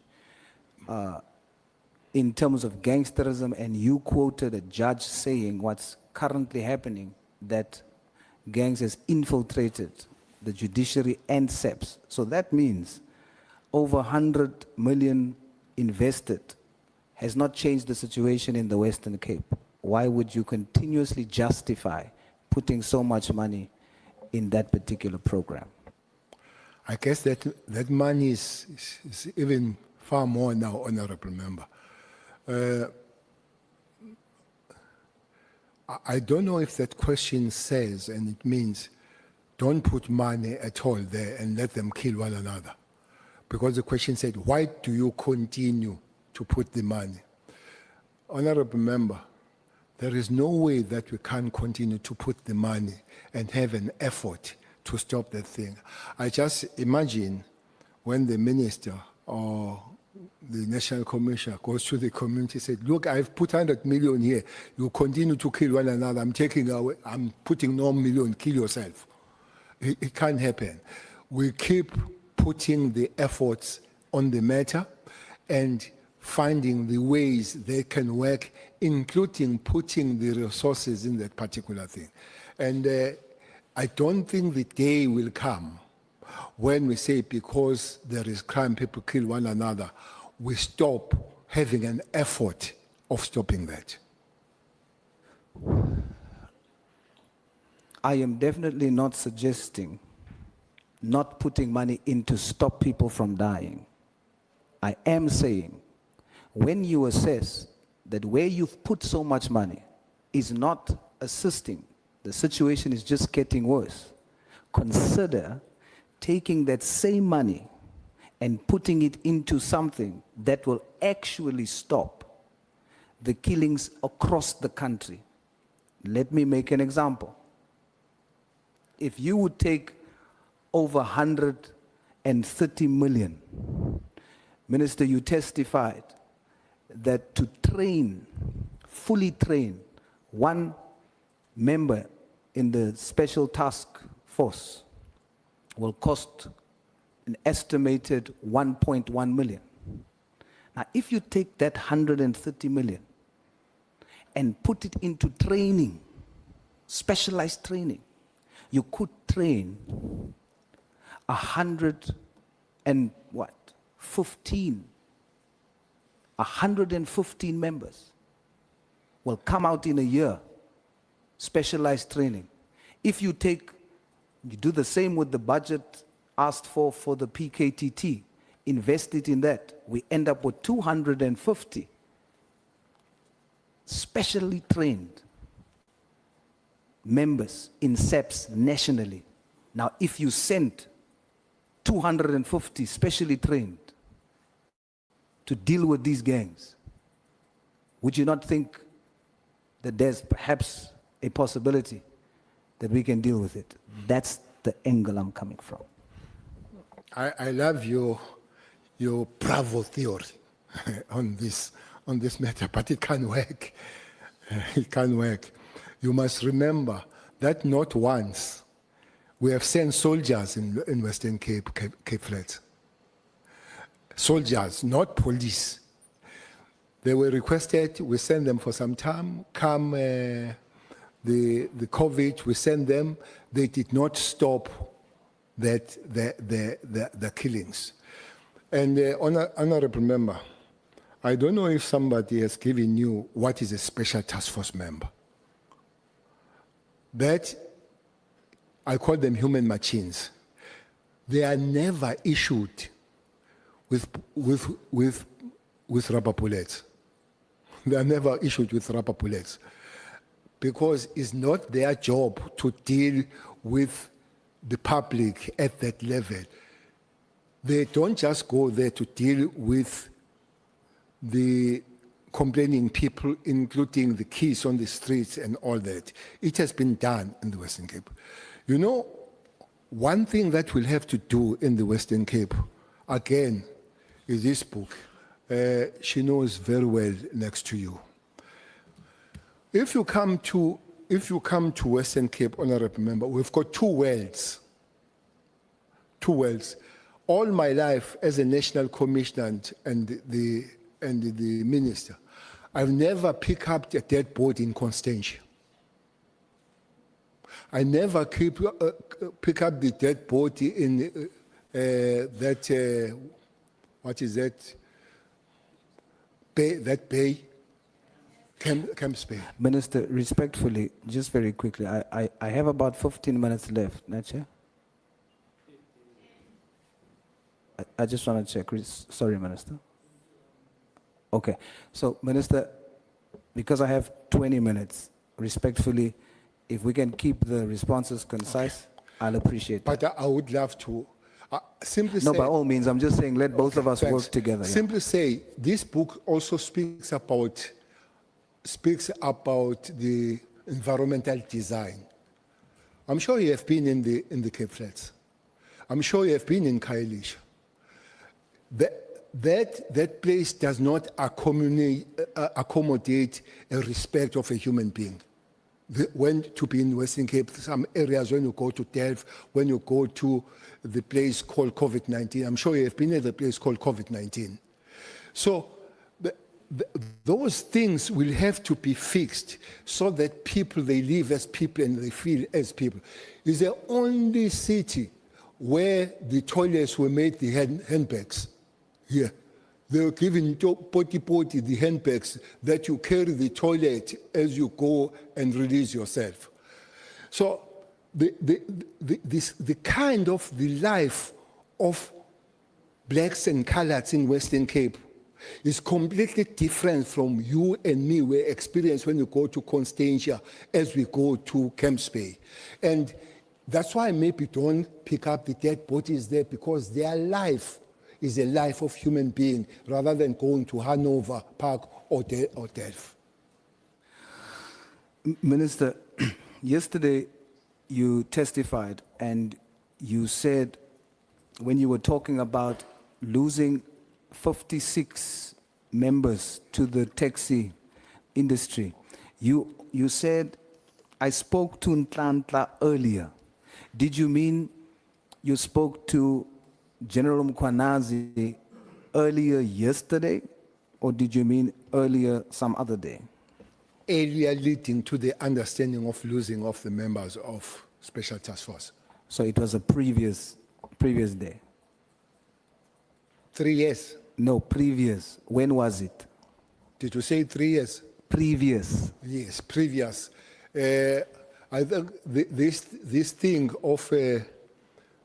of talking about bringing them back home is a thing within a year back. In a year back. Okay.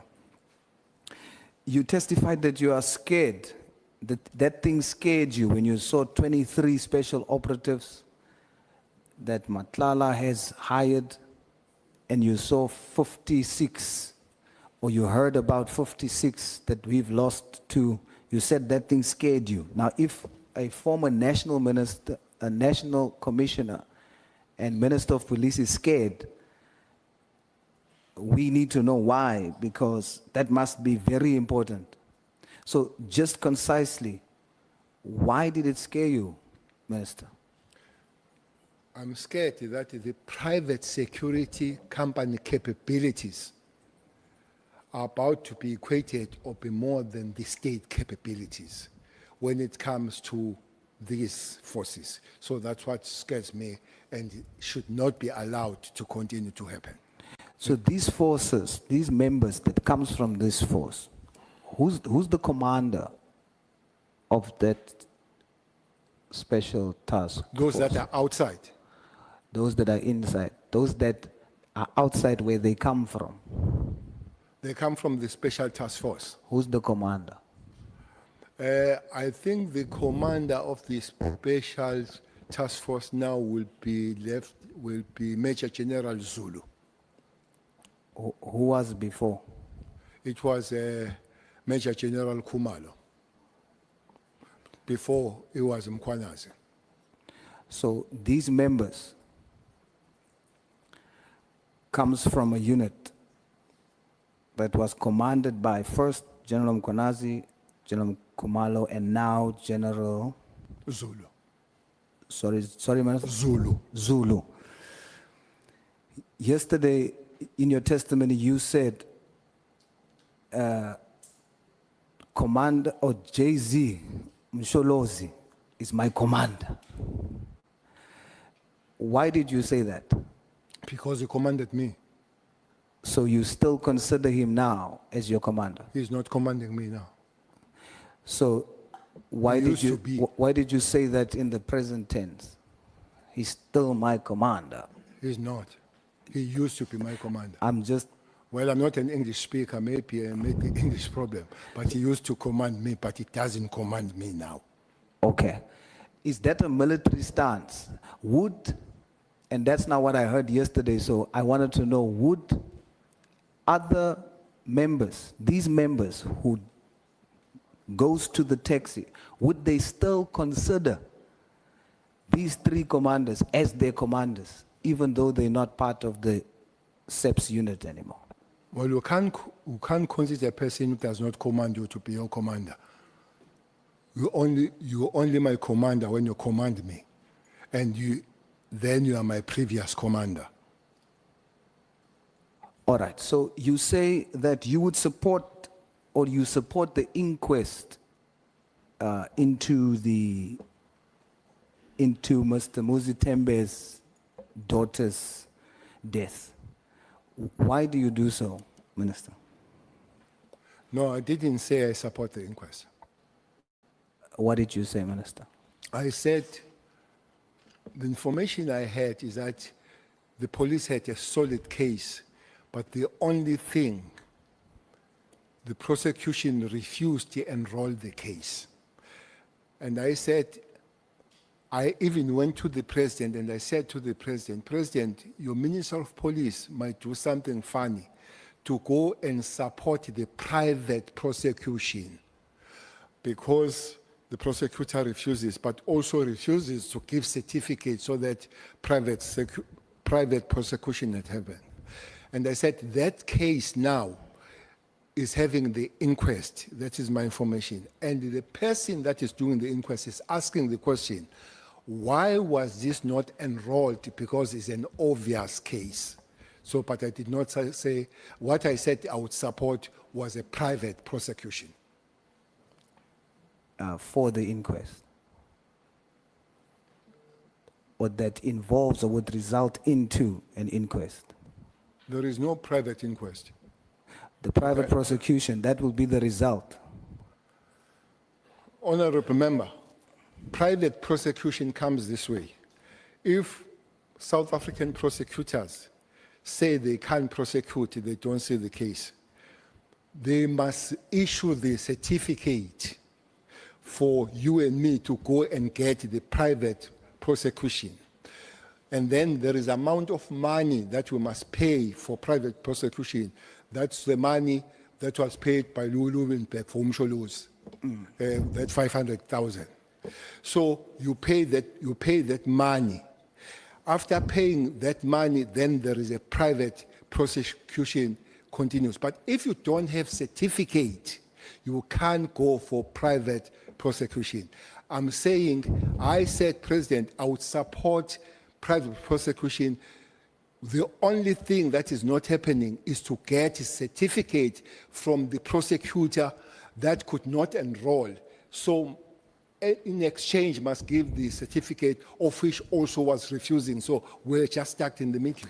I understand that, Minister, but I was referring to the end goal. That's one step towards that goal. But let's move on. Who arrested the hitman on AKA? Who arrested?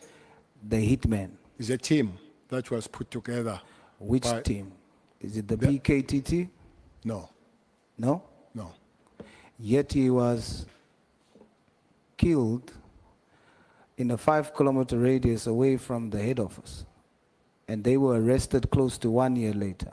The head office does not arrest. Even if he was killed in the head office, would not have been arrested by head office. But the team was put together, and then the team did the good job. Yet there was a team there, specialized team, in a 5-kilometer radius that can go all the way to a different province. They could not deal with that there, right there and then. Where was it? Which team was that?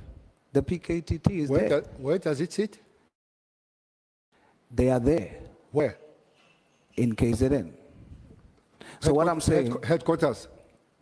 where Mkhwanazi's office is, No. Get your facts straight. what is the facts, Minister? The facts, they've got their headquarters in Pinetown. Is it in KZN? Yes, but in Pinetown, not headquarters of the police. But is it in Headquarters of the police KZN? is in the CPT. Is it in KZN? KZN is not the capital. The point I'm making, and this is the fact, that it happened in the province where the PKTT is supposed to zoom into. A hit happens. A different team nationally needs to be put together to go and deal with that murder, a high-profile murder that is just kilometers away from where they are based. But in other matters, they are ready to go to a different province. That's the point I'm making. Your imaginary fact, that's not a fact. You say it's a fact, it's an imaginary fact. Okay, help me, Minister. Let's test if I'm It's an imagining. imaginary fact. You started by saying there were 5 kilometers in the head office. You should have asked the question where they're based. They are not based 5 kilometers. They are not in the head office, where Vermas, where the head office of the Are South they African based in Police. KZN? KZN is not a headquarters, it's a province. Yes, I know, and that's where the PKT focuses. I'm asked, where did the murder happen? In KZN. Chairperson, can I get healthy questions? Honorable Souls, let me take Honorable Nomval. Yeah, no, my apologies, Honorable Source, for interrupting. Honorable Minister, no, for my understanding and for my records as well, what was the competency of the PKTT in this sense? Was it only designed to deal with political killings which are only related to political killings? I know that at some point they were requested to go and intervene in Forte, but what was the actual competency? Were they only dealing with political killings or with any other murder which occurred in the province? That is my follow-up question. Thank you. Was designed, Honorable Chair, to deal with political killings.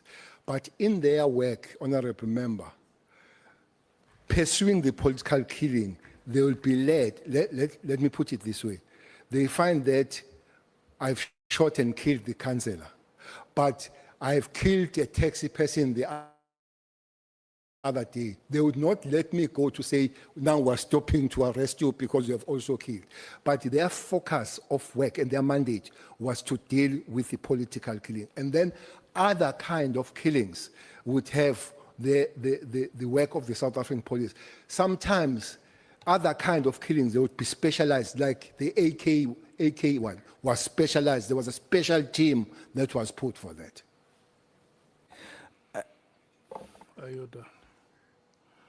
Yeah, I'm okay, Chair. We can move on. That is my understanding. Is it correct, General, that the acronym PKTT stands for Political Killing Task Team? Yes. Okay.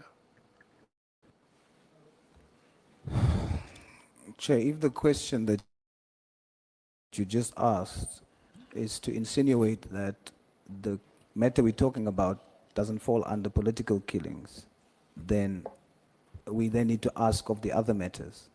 But the point here is, the General says, Pinetown, I'm dealing with KZN. But fact is, even Pinetown is in a 30-kilometer radius from where the murder happened. And the point I'm trying to make is that they're so close. It's a murder, high profile, deal with it and arrest people. But they can leave to a different province to do the same thing. But we can move away from that, General. I have, I think, about 5 minutes left, so let me jump a few questions. The members of the Special Task Force, you mentioned that taxi bosses would have employed them. Are you able to tell us which taxi bosses? No, I don't know which taxi bosses. I know that it's taxi industry that employs them.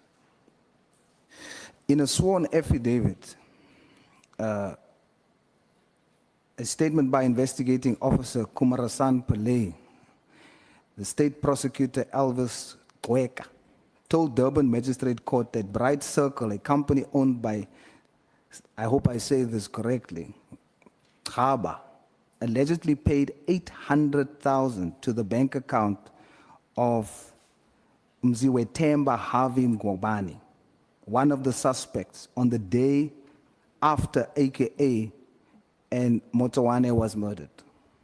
Do you know about this? Yes, I've heard that. So there's a connection between this big taxi owner and the murder of AKA. Did they say the taxi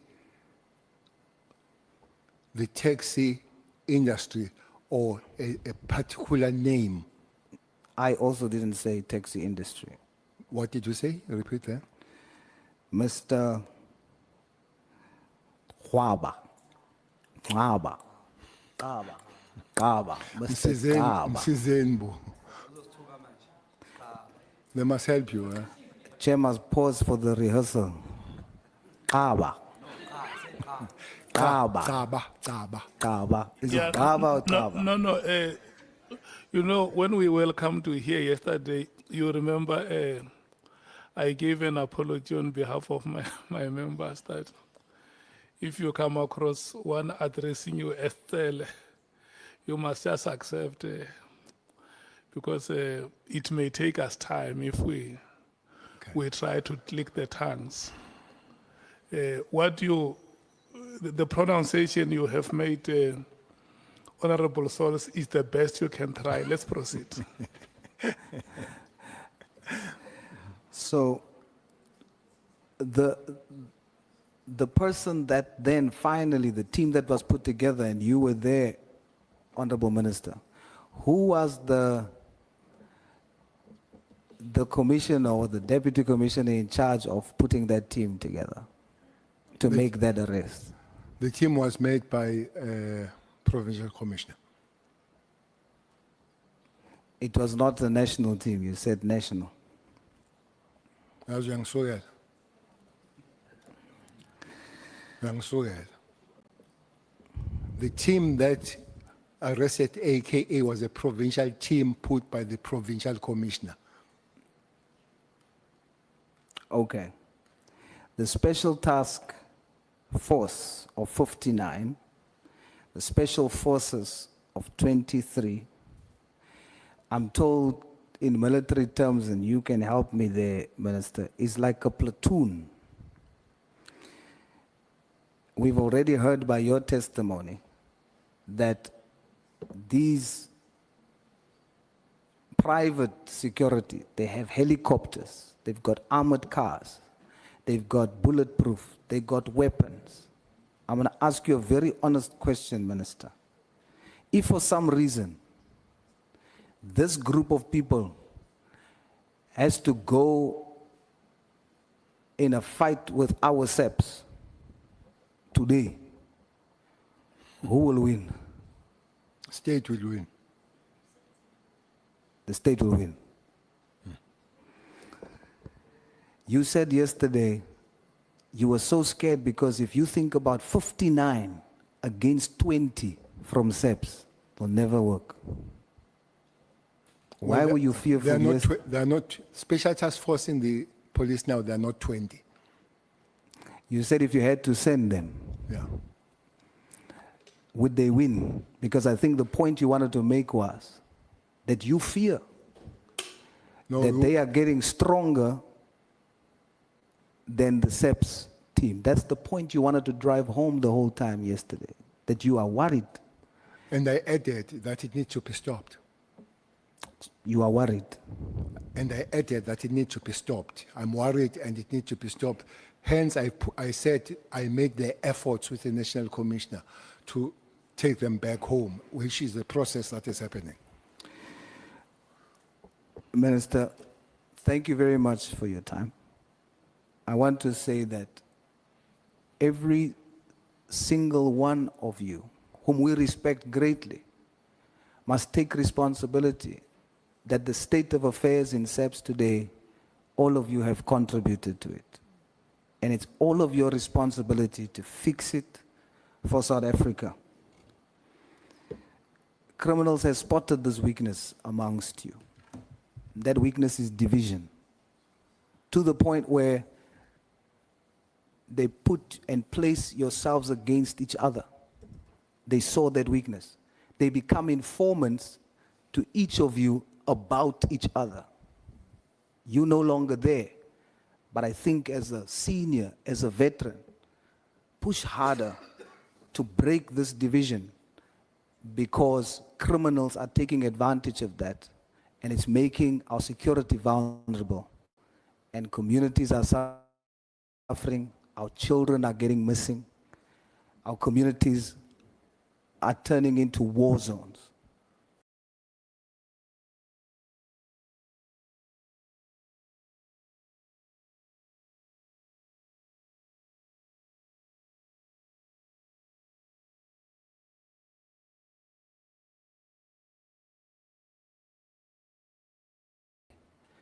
My message to every whistleblower, everyone that's standing up against corruption, don't seek to police it.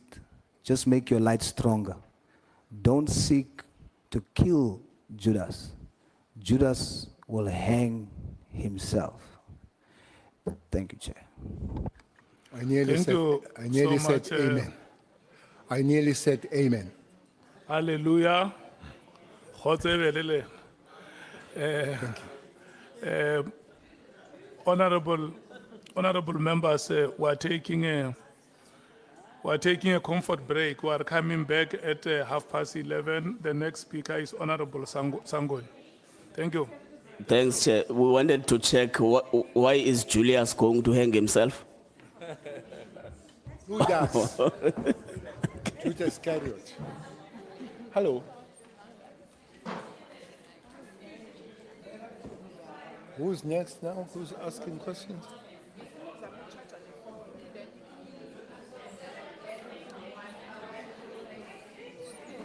Shut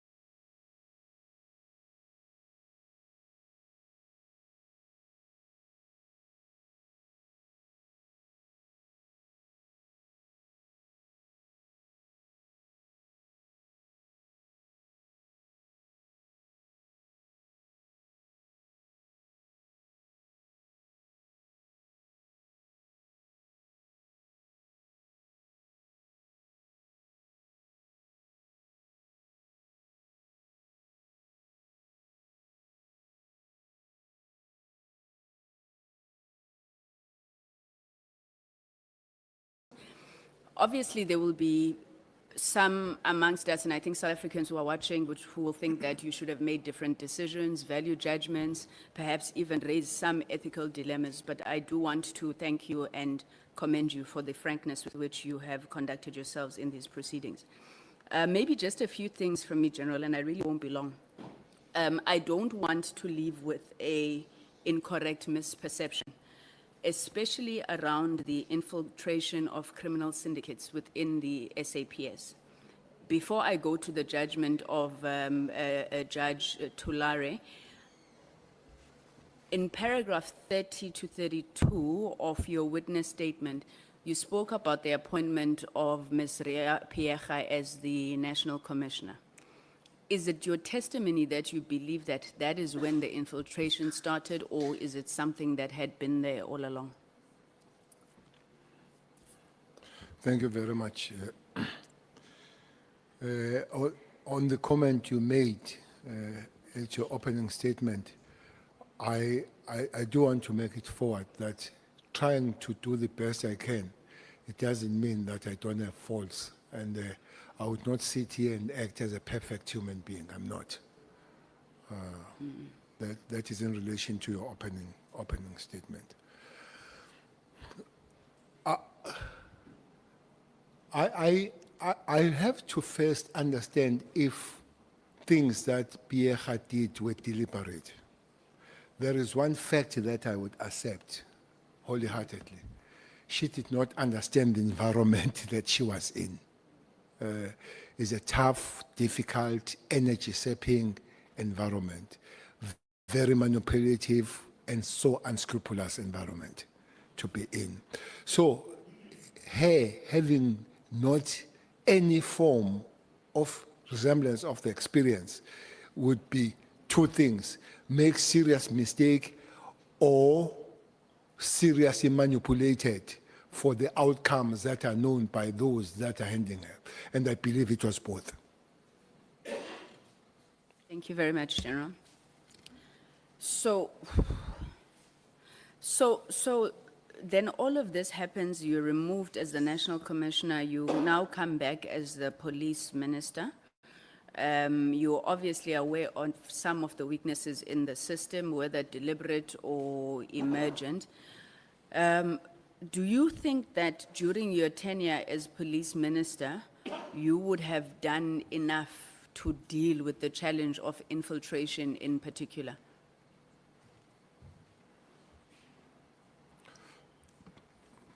Yes, it's always good to think from the positive side that I could have done better. In the reflection, you say yourself, I could have done this or that. Indeed, the answer would be yes. Much better could have been done.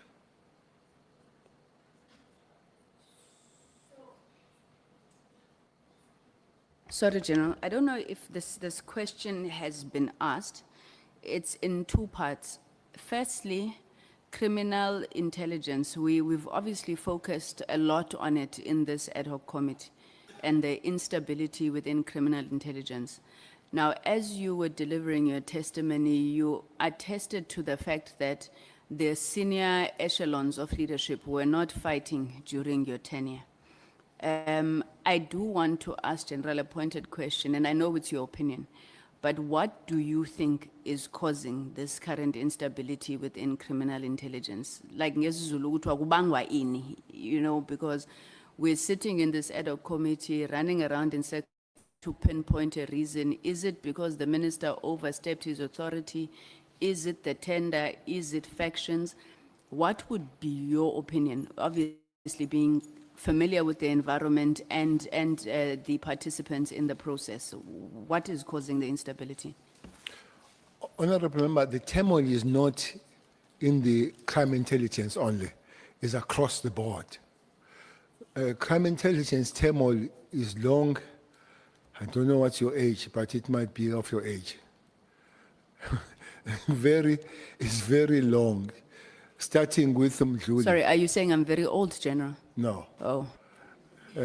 It falls within the new. I talk about the new dispensation. We should be some 29, 30 years. So the crime intelligence, put it aside, its turmoils. It has been always there, whether it's Mkhwanazi, whether those that were acting, whether it's Jacobs, whether it's who is there now, whether it's Khan, whether it's Kumalo and all that. But this one of across the board, where you see something that you just shrink to look at, when the Deputy National Commissioner takes Commissioner to the court, usually Commissioner would write the statement defending the Deputy National Commissioner. But the National Commissioner here writes the statement, the affidavit, against the Deputy National Commissioner. It's a hell, it's a serious turmoil. How it came about, Honorable Member, I would be presumptuous. But I think somewhere, somehow, center did not hold for this thing to happen.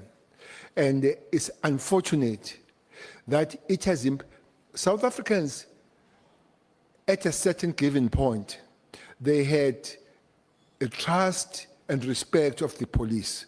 2010, it was a good thing. 2011 was a good thing to pay South African police. But it has dwindled. At one time, went to 21% and all. I don't know if the survey can be done now, what percentage can be there. But it's there to see to it. That is bad. My answer, without pointing anywhere, center did or does not hold. That's why we're here. Thank you, General. So one of the other things that we've been grappling with is the issue of authority and the power of ministers. In your view, General, what is the role of the minister and what power does the minister have beyond directives? We are in a quagmire, for lack of a better word, trying to figure out where this political administrative interface starts and ends. There have been views that says if a minister cannot direct a DG to do something, it becomes absurd, because what then becomes the role of that minister? Is it only just executive oversight, but then, you know, ministers are blamed when things don't get done? So can you tell me, in your own understanding, the role and the power of a minister? Maybe even, is it just directives? And what can the nature of those directives be? Honorable Member, I hope I'm correct here. Those that are dealing with constitution will help me. It looks like, if not is one of the departments that are in the constitution. Police.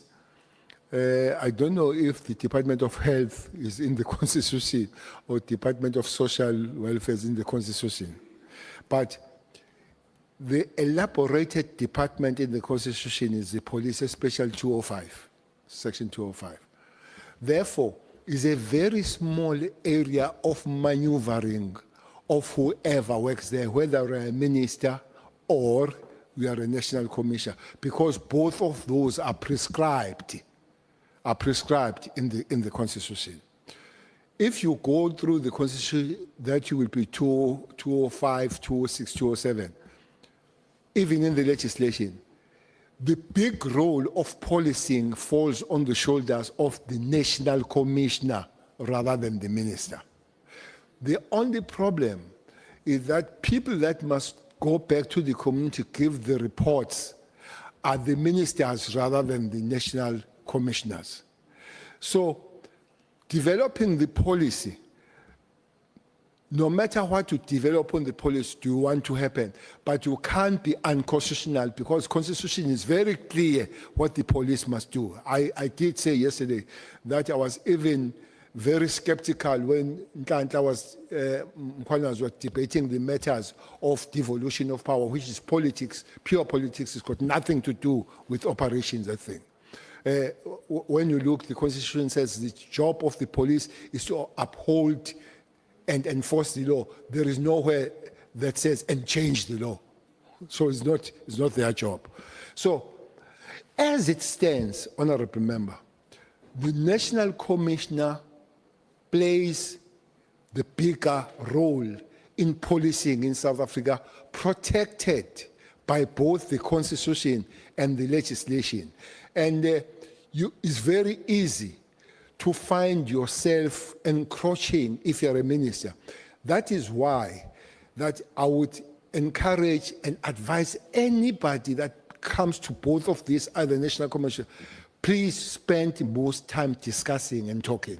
Don't wake up the next morning and tell one another that you do this or I'll do this. Please have a very open working relationship. Don't be friends, but respect one another and be open, have very serious open lines so that you don't encroach and cross the line unwittingly. Okay, thank you. Thank you very much, Minister.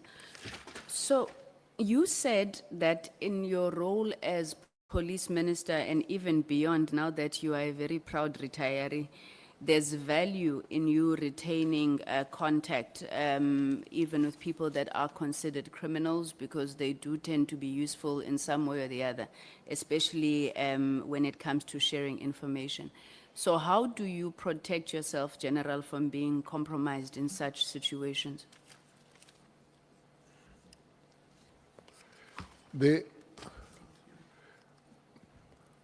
You see, the work of the police, that will include the ministers.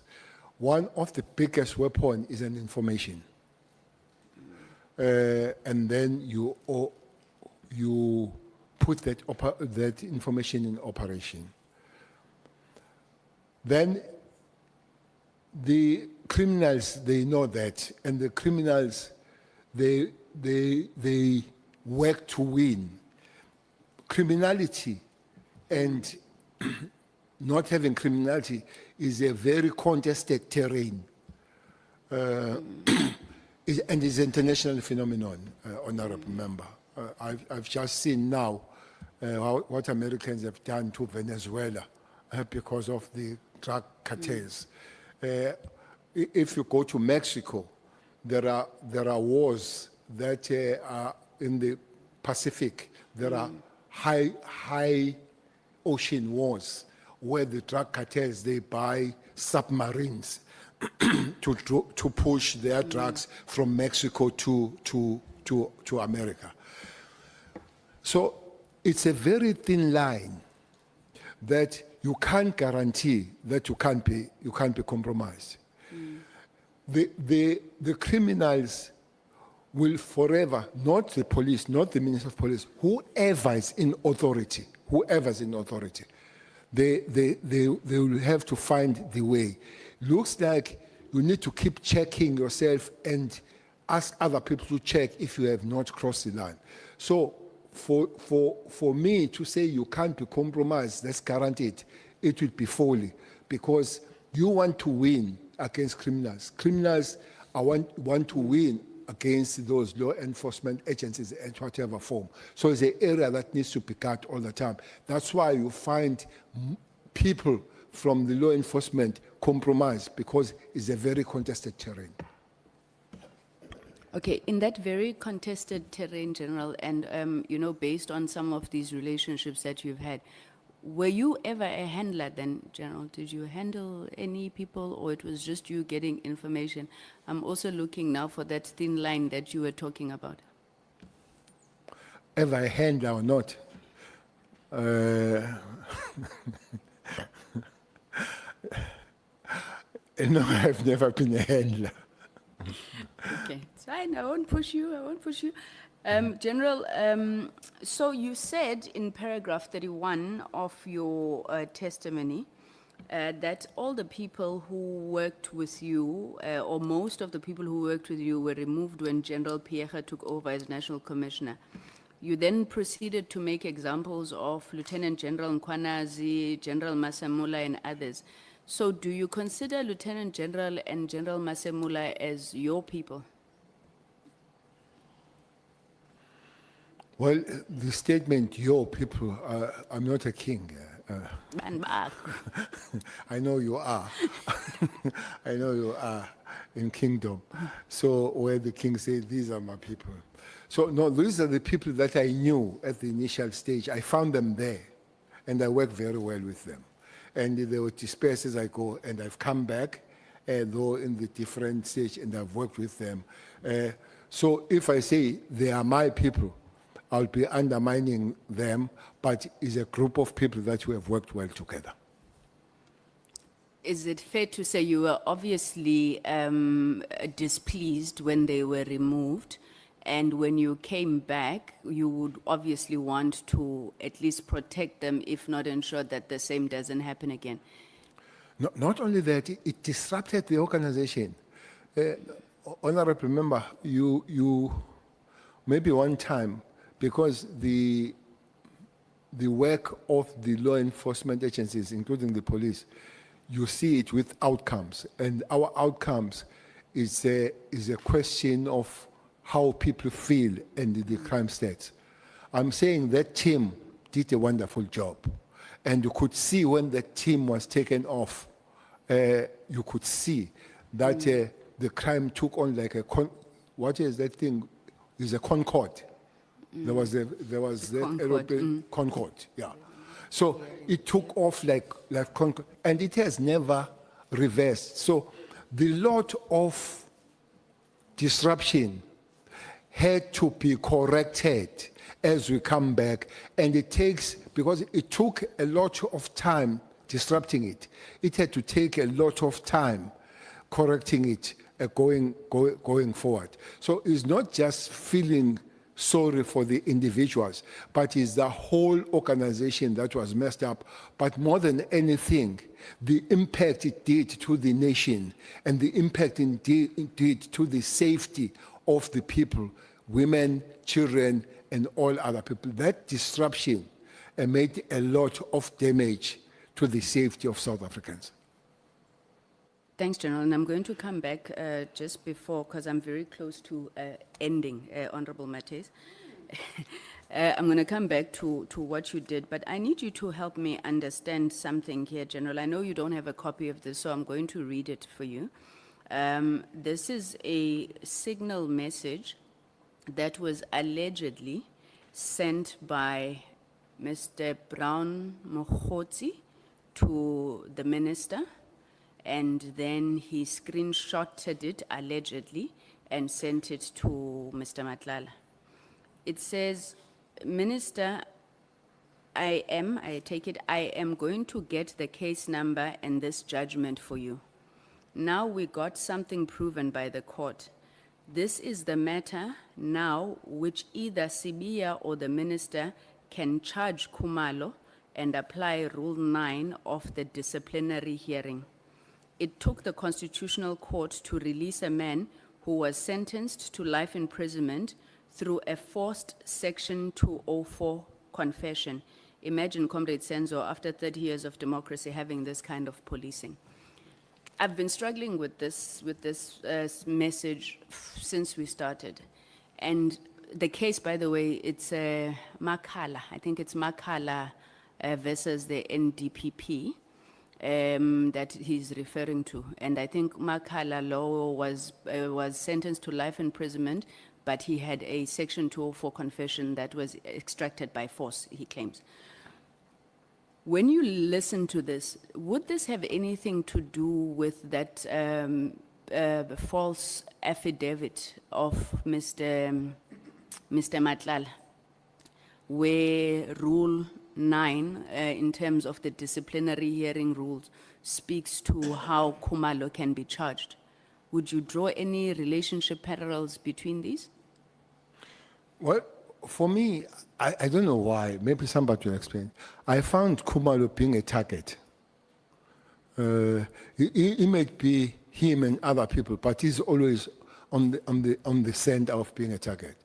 And I find Sibia always a person that is ready to shoot at Khumalo.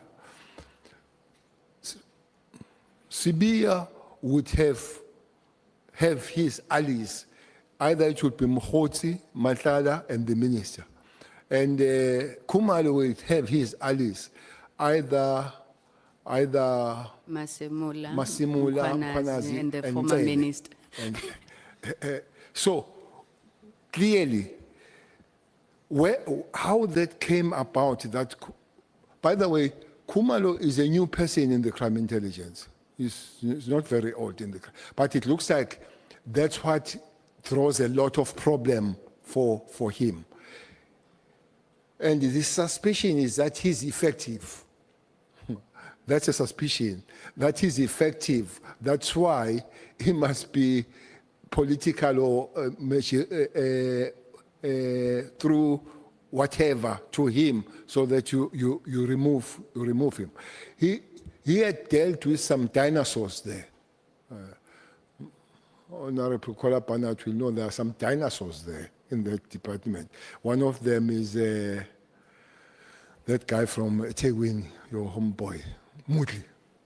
So he has dealt with those people. Though the courts always don't help much. But coming to this, clearly something had to be done to Khumalo. Who's sending the thing is Brown, is Honorable Brown Mkhwanazi, to say Minister and Sibia must deal with Khumalo and Mkhwanazi. No, they must deal with Khumalo. Khumalo. And then apply Rule 9 of the disciplinary hearing. What I do not understand, why should they deal with Khumalo when the court has final decision? For me, whatever they did, whether the affidavit correct or wrong, but the decision to send the man to life is the court. So why do deal with the police when the court has taken decision? So even so, for me, maybe it's somebody that does not know how the system works, or somebody that is driven by the hatred and has no logic of it. And the latter statement, I'll believe. Once a person is in court, you need to deal with the court. You can't deal with the police, because the court is an arbitrator between. The court should have found that the police have done wrong. If they don't find that, so the next one to go is the court itself. So it's a court issue. So they must find the judge and find the magistrate, find the prosecutor, and let Khumalo go. Thank you very much, General. General, then second to last question. I want to ask you about the role of advisors to the Minister of Police in particular in this case. Minister Mkhwanazi had said that he had gotten his letter, or at least his advisor had looked at the letter, assured of its legality and appropriateness. How are these advisors appointed? How do you think they should be appointed? And then is there any process to keep advisors in check in the ministries? I mean, to whom do they account beyond the principal? I'm asking this because you remember during the Zondo Commission, Judge Zondo obviously had some very scathing remarks about the role of advisors. What is your view about role of advisors in the police service ministry in particular? Well, I would not change the approach that ministers must employ their advisors. Part of it, besides the skills, is a trust issue.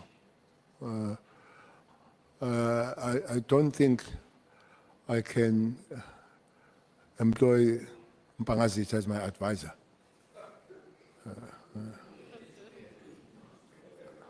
I don't think so, because the advisor must be aligned. Point of order, Chair. May I please plead for your Point of protection? order, sustain Pangazita. Let's hear the point of order. May I please be protected? That attack was very massive, Chair. No, Chair, General, the point of order is sustained. Pangazita has demonstrated his abilities to serve in that responsibility. So we'll have to be aligned. It will have to go beyond, is one person that you go beyond the working relationship. You reach something called trust. That if you do something wrong because of the advice you have given, the first thing that must come in your mind, you say, he made or she made a mistake. Should not come to the idea to say, you trapped me. So that is a level of trust. So I don't think that the format of employing people with skills but with trust must be changed when it comes to the minister. That also takes the chief of staff, which is the life of you running that particular thing. But the problem, those people sometimes they do take advantage of converting their ministers to parrots. You think the minister is still running the department, yet he's an advisor or is a chief of staff. So yourself, you need to keep the balance, and now and again remind your advisor, stroke your chief of staff. So to remember, I'm still a minister. I hear you, but I'm still a minister. I think they easily cross the line. Especially the advisors sometimes. In fact, that's where I wanted to go to, because we received testimony about Mr. Nkabinde, who was the chief of staff, actively participating, I think, in management meetings, in meetings with the commissioners. Is this standard practice in the South African Police Service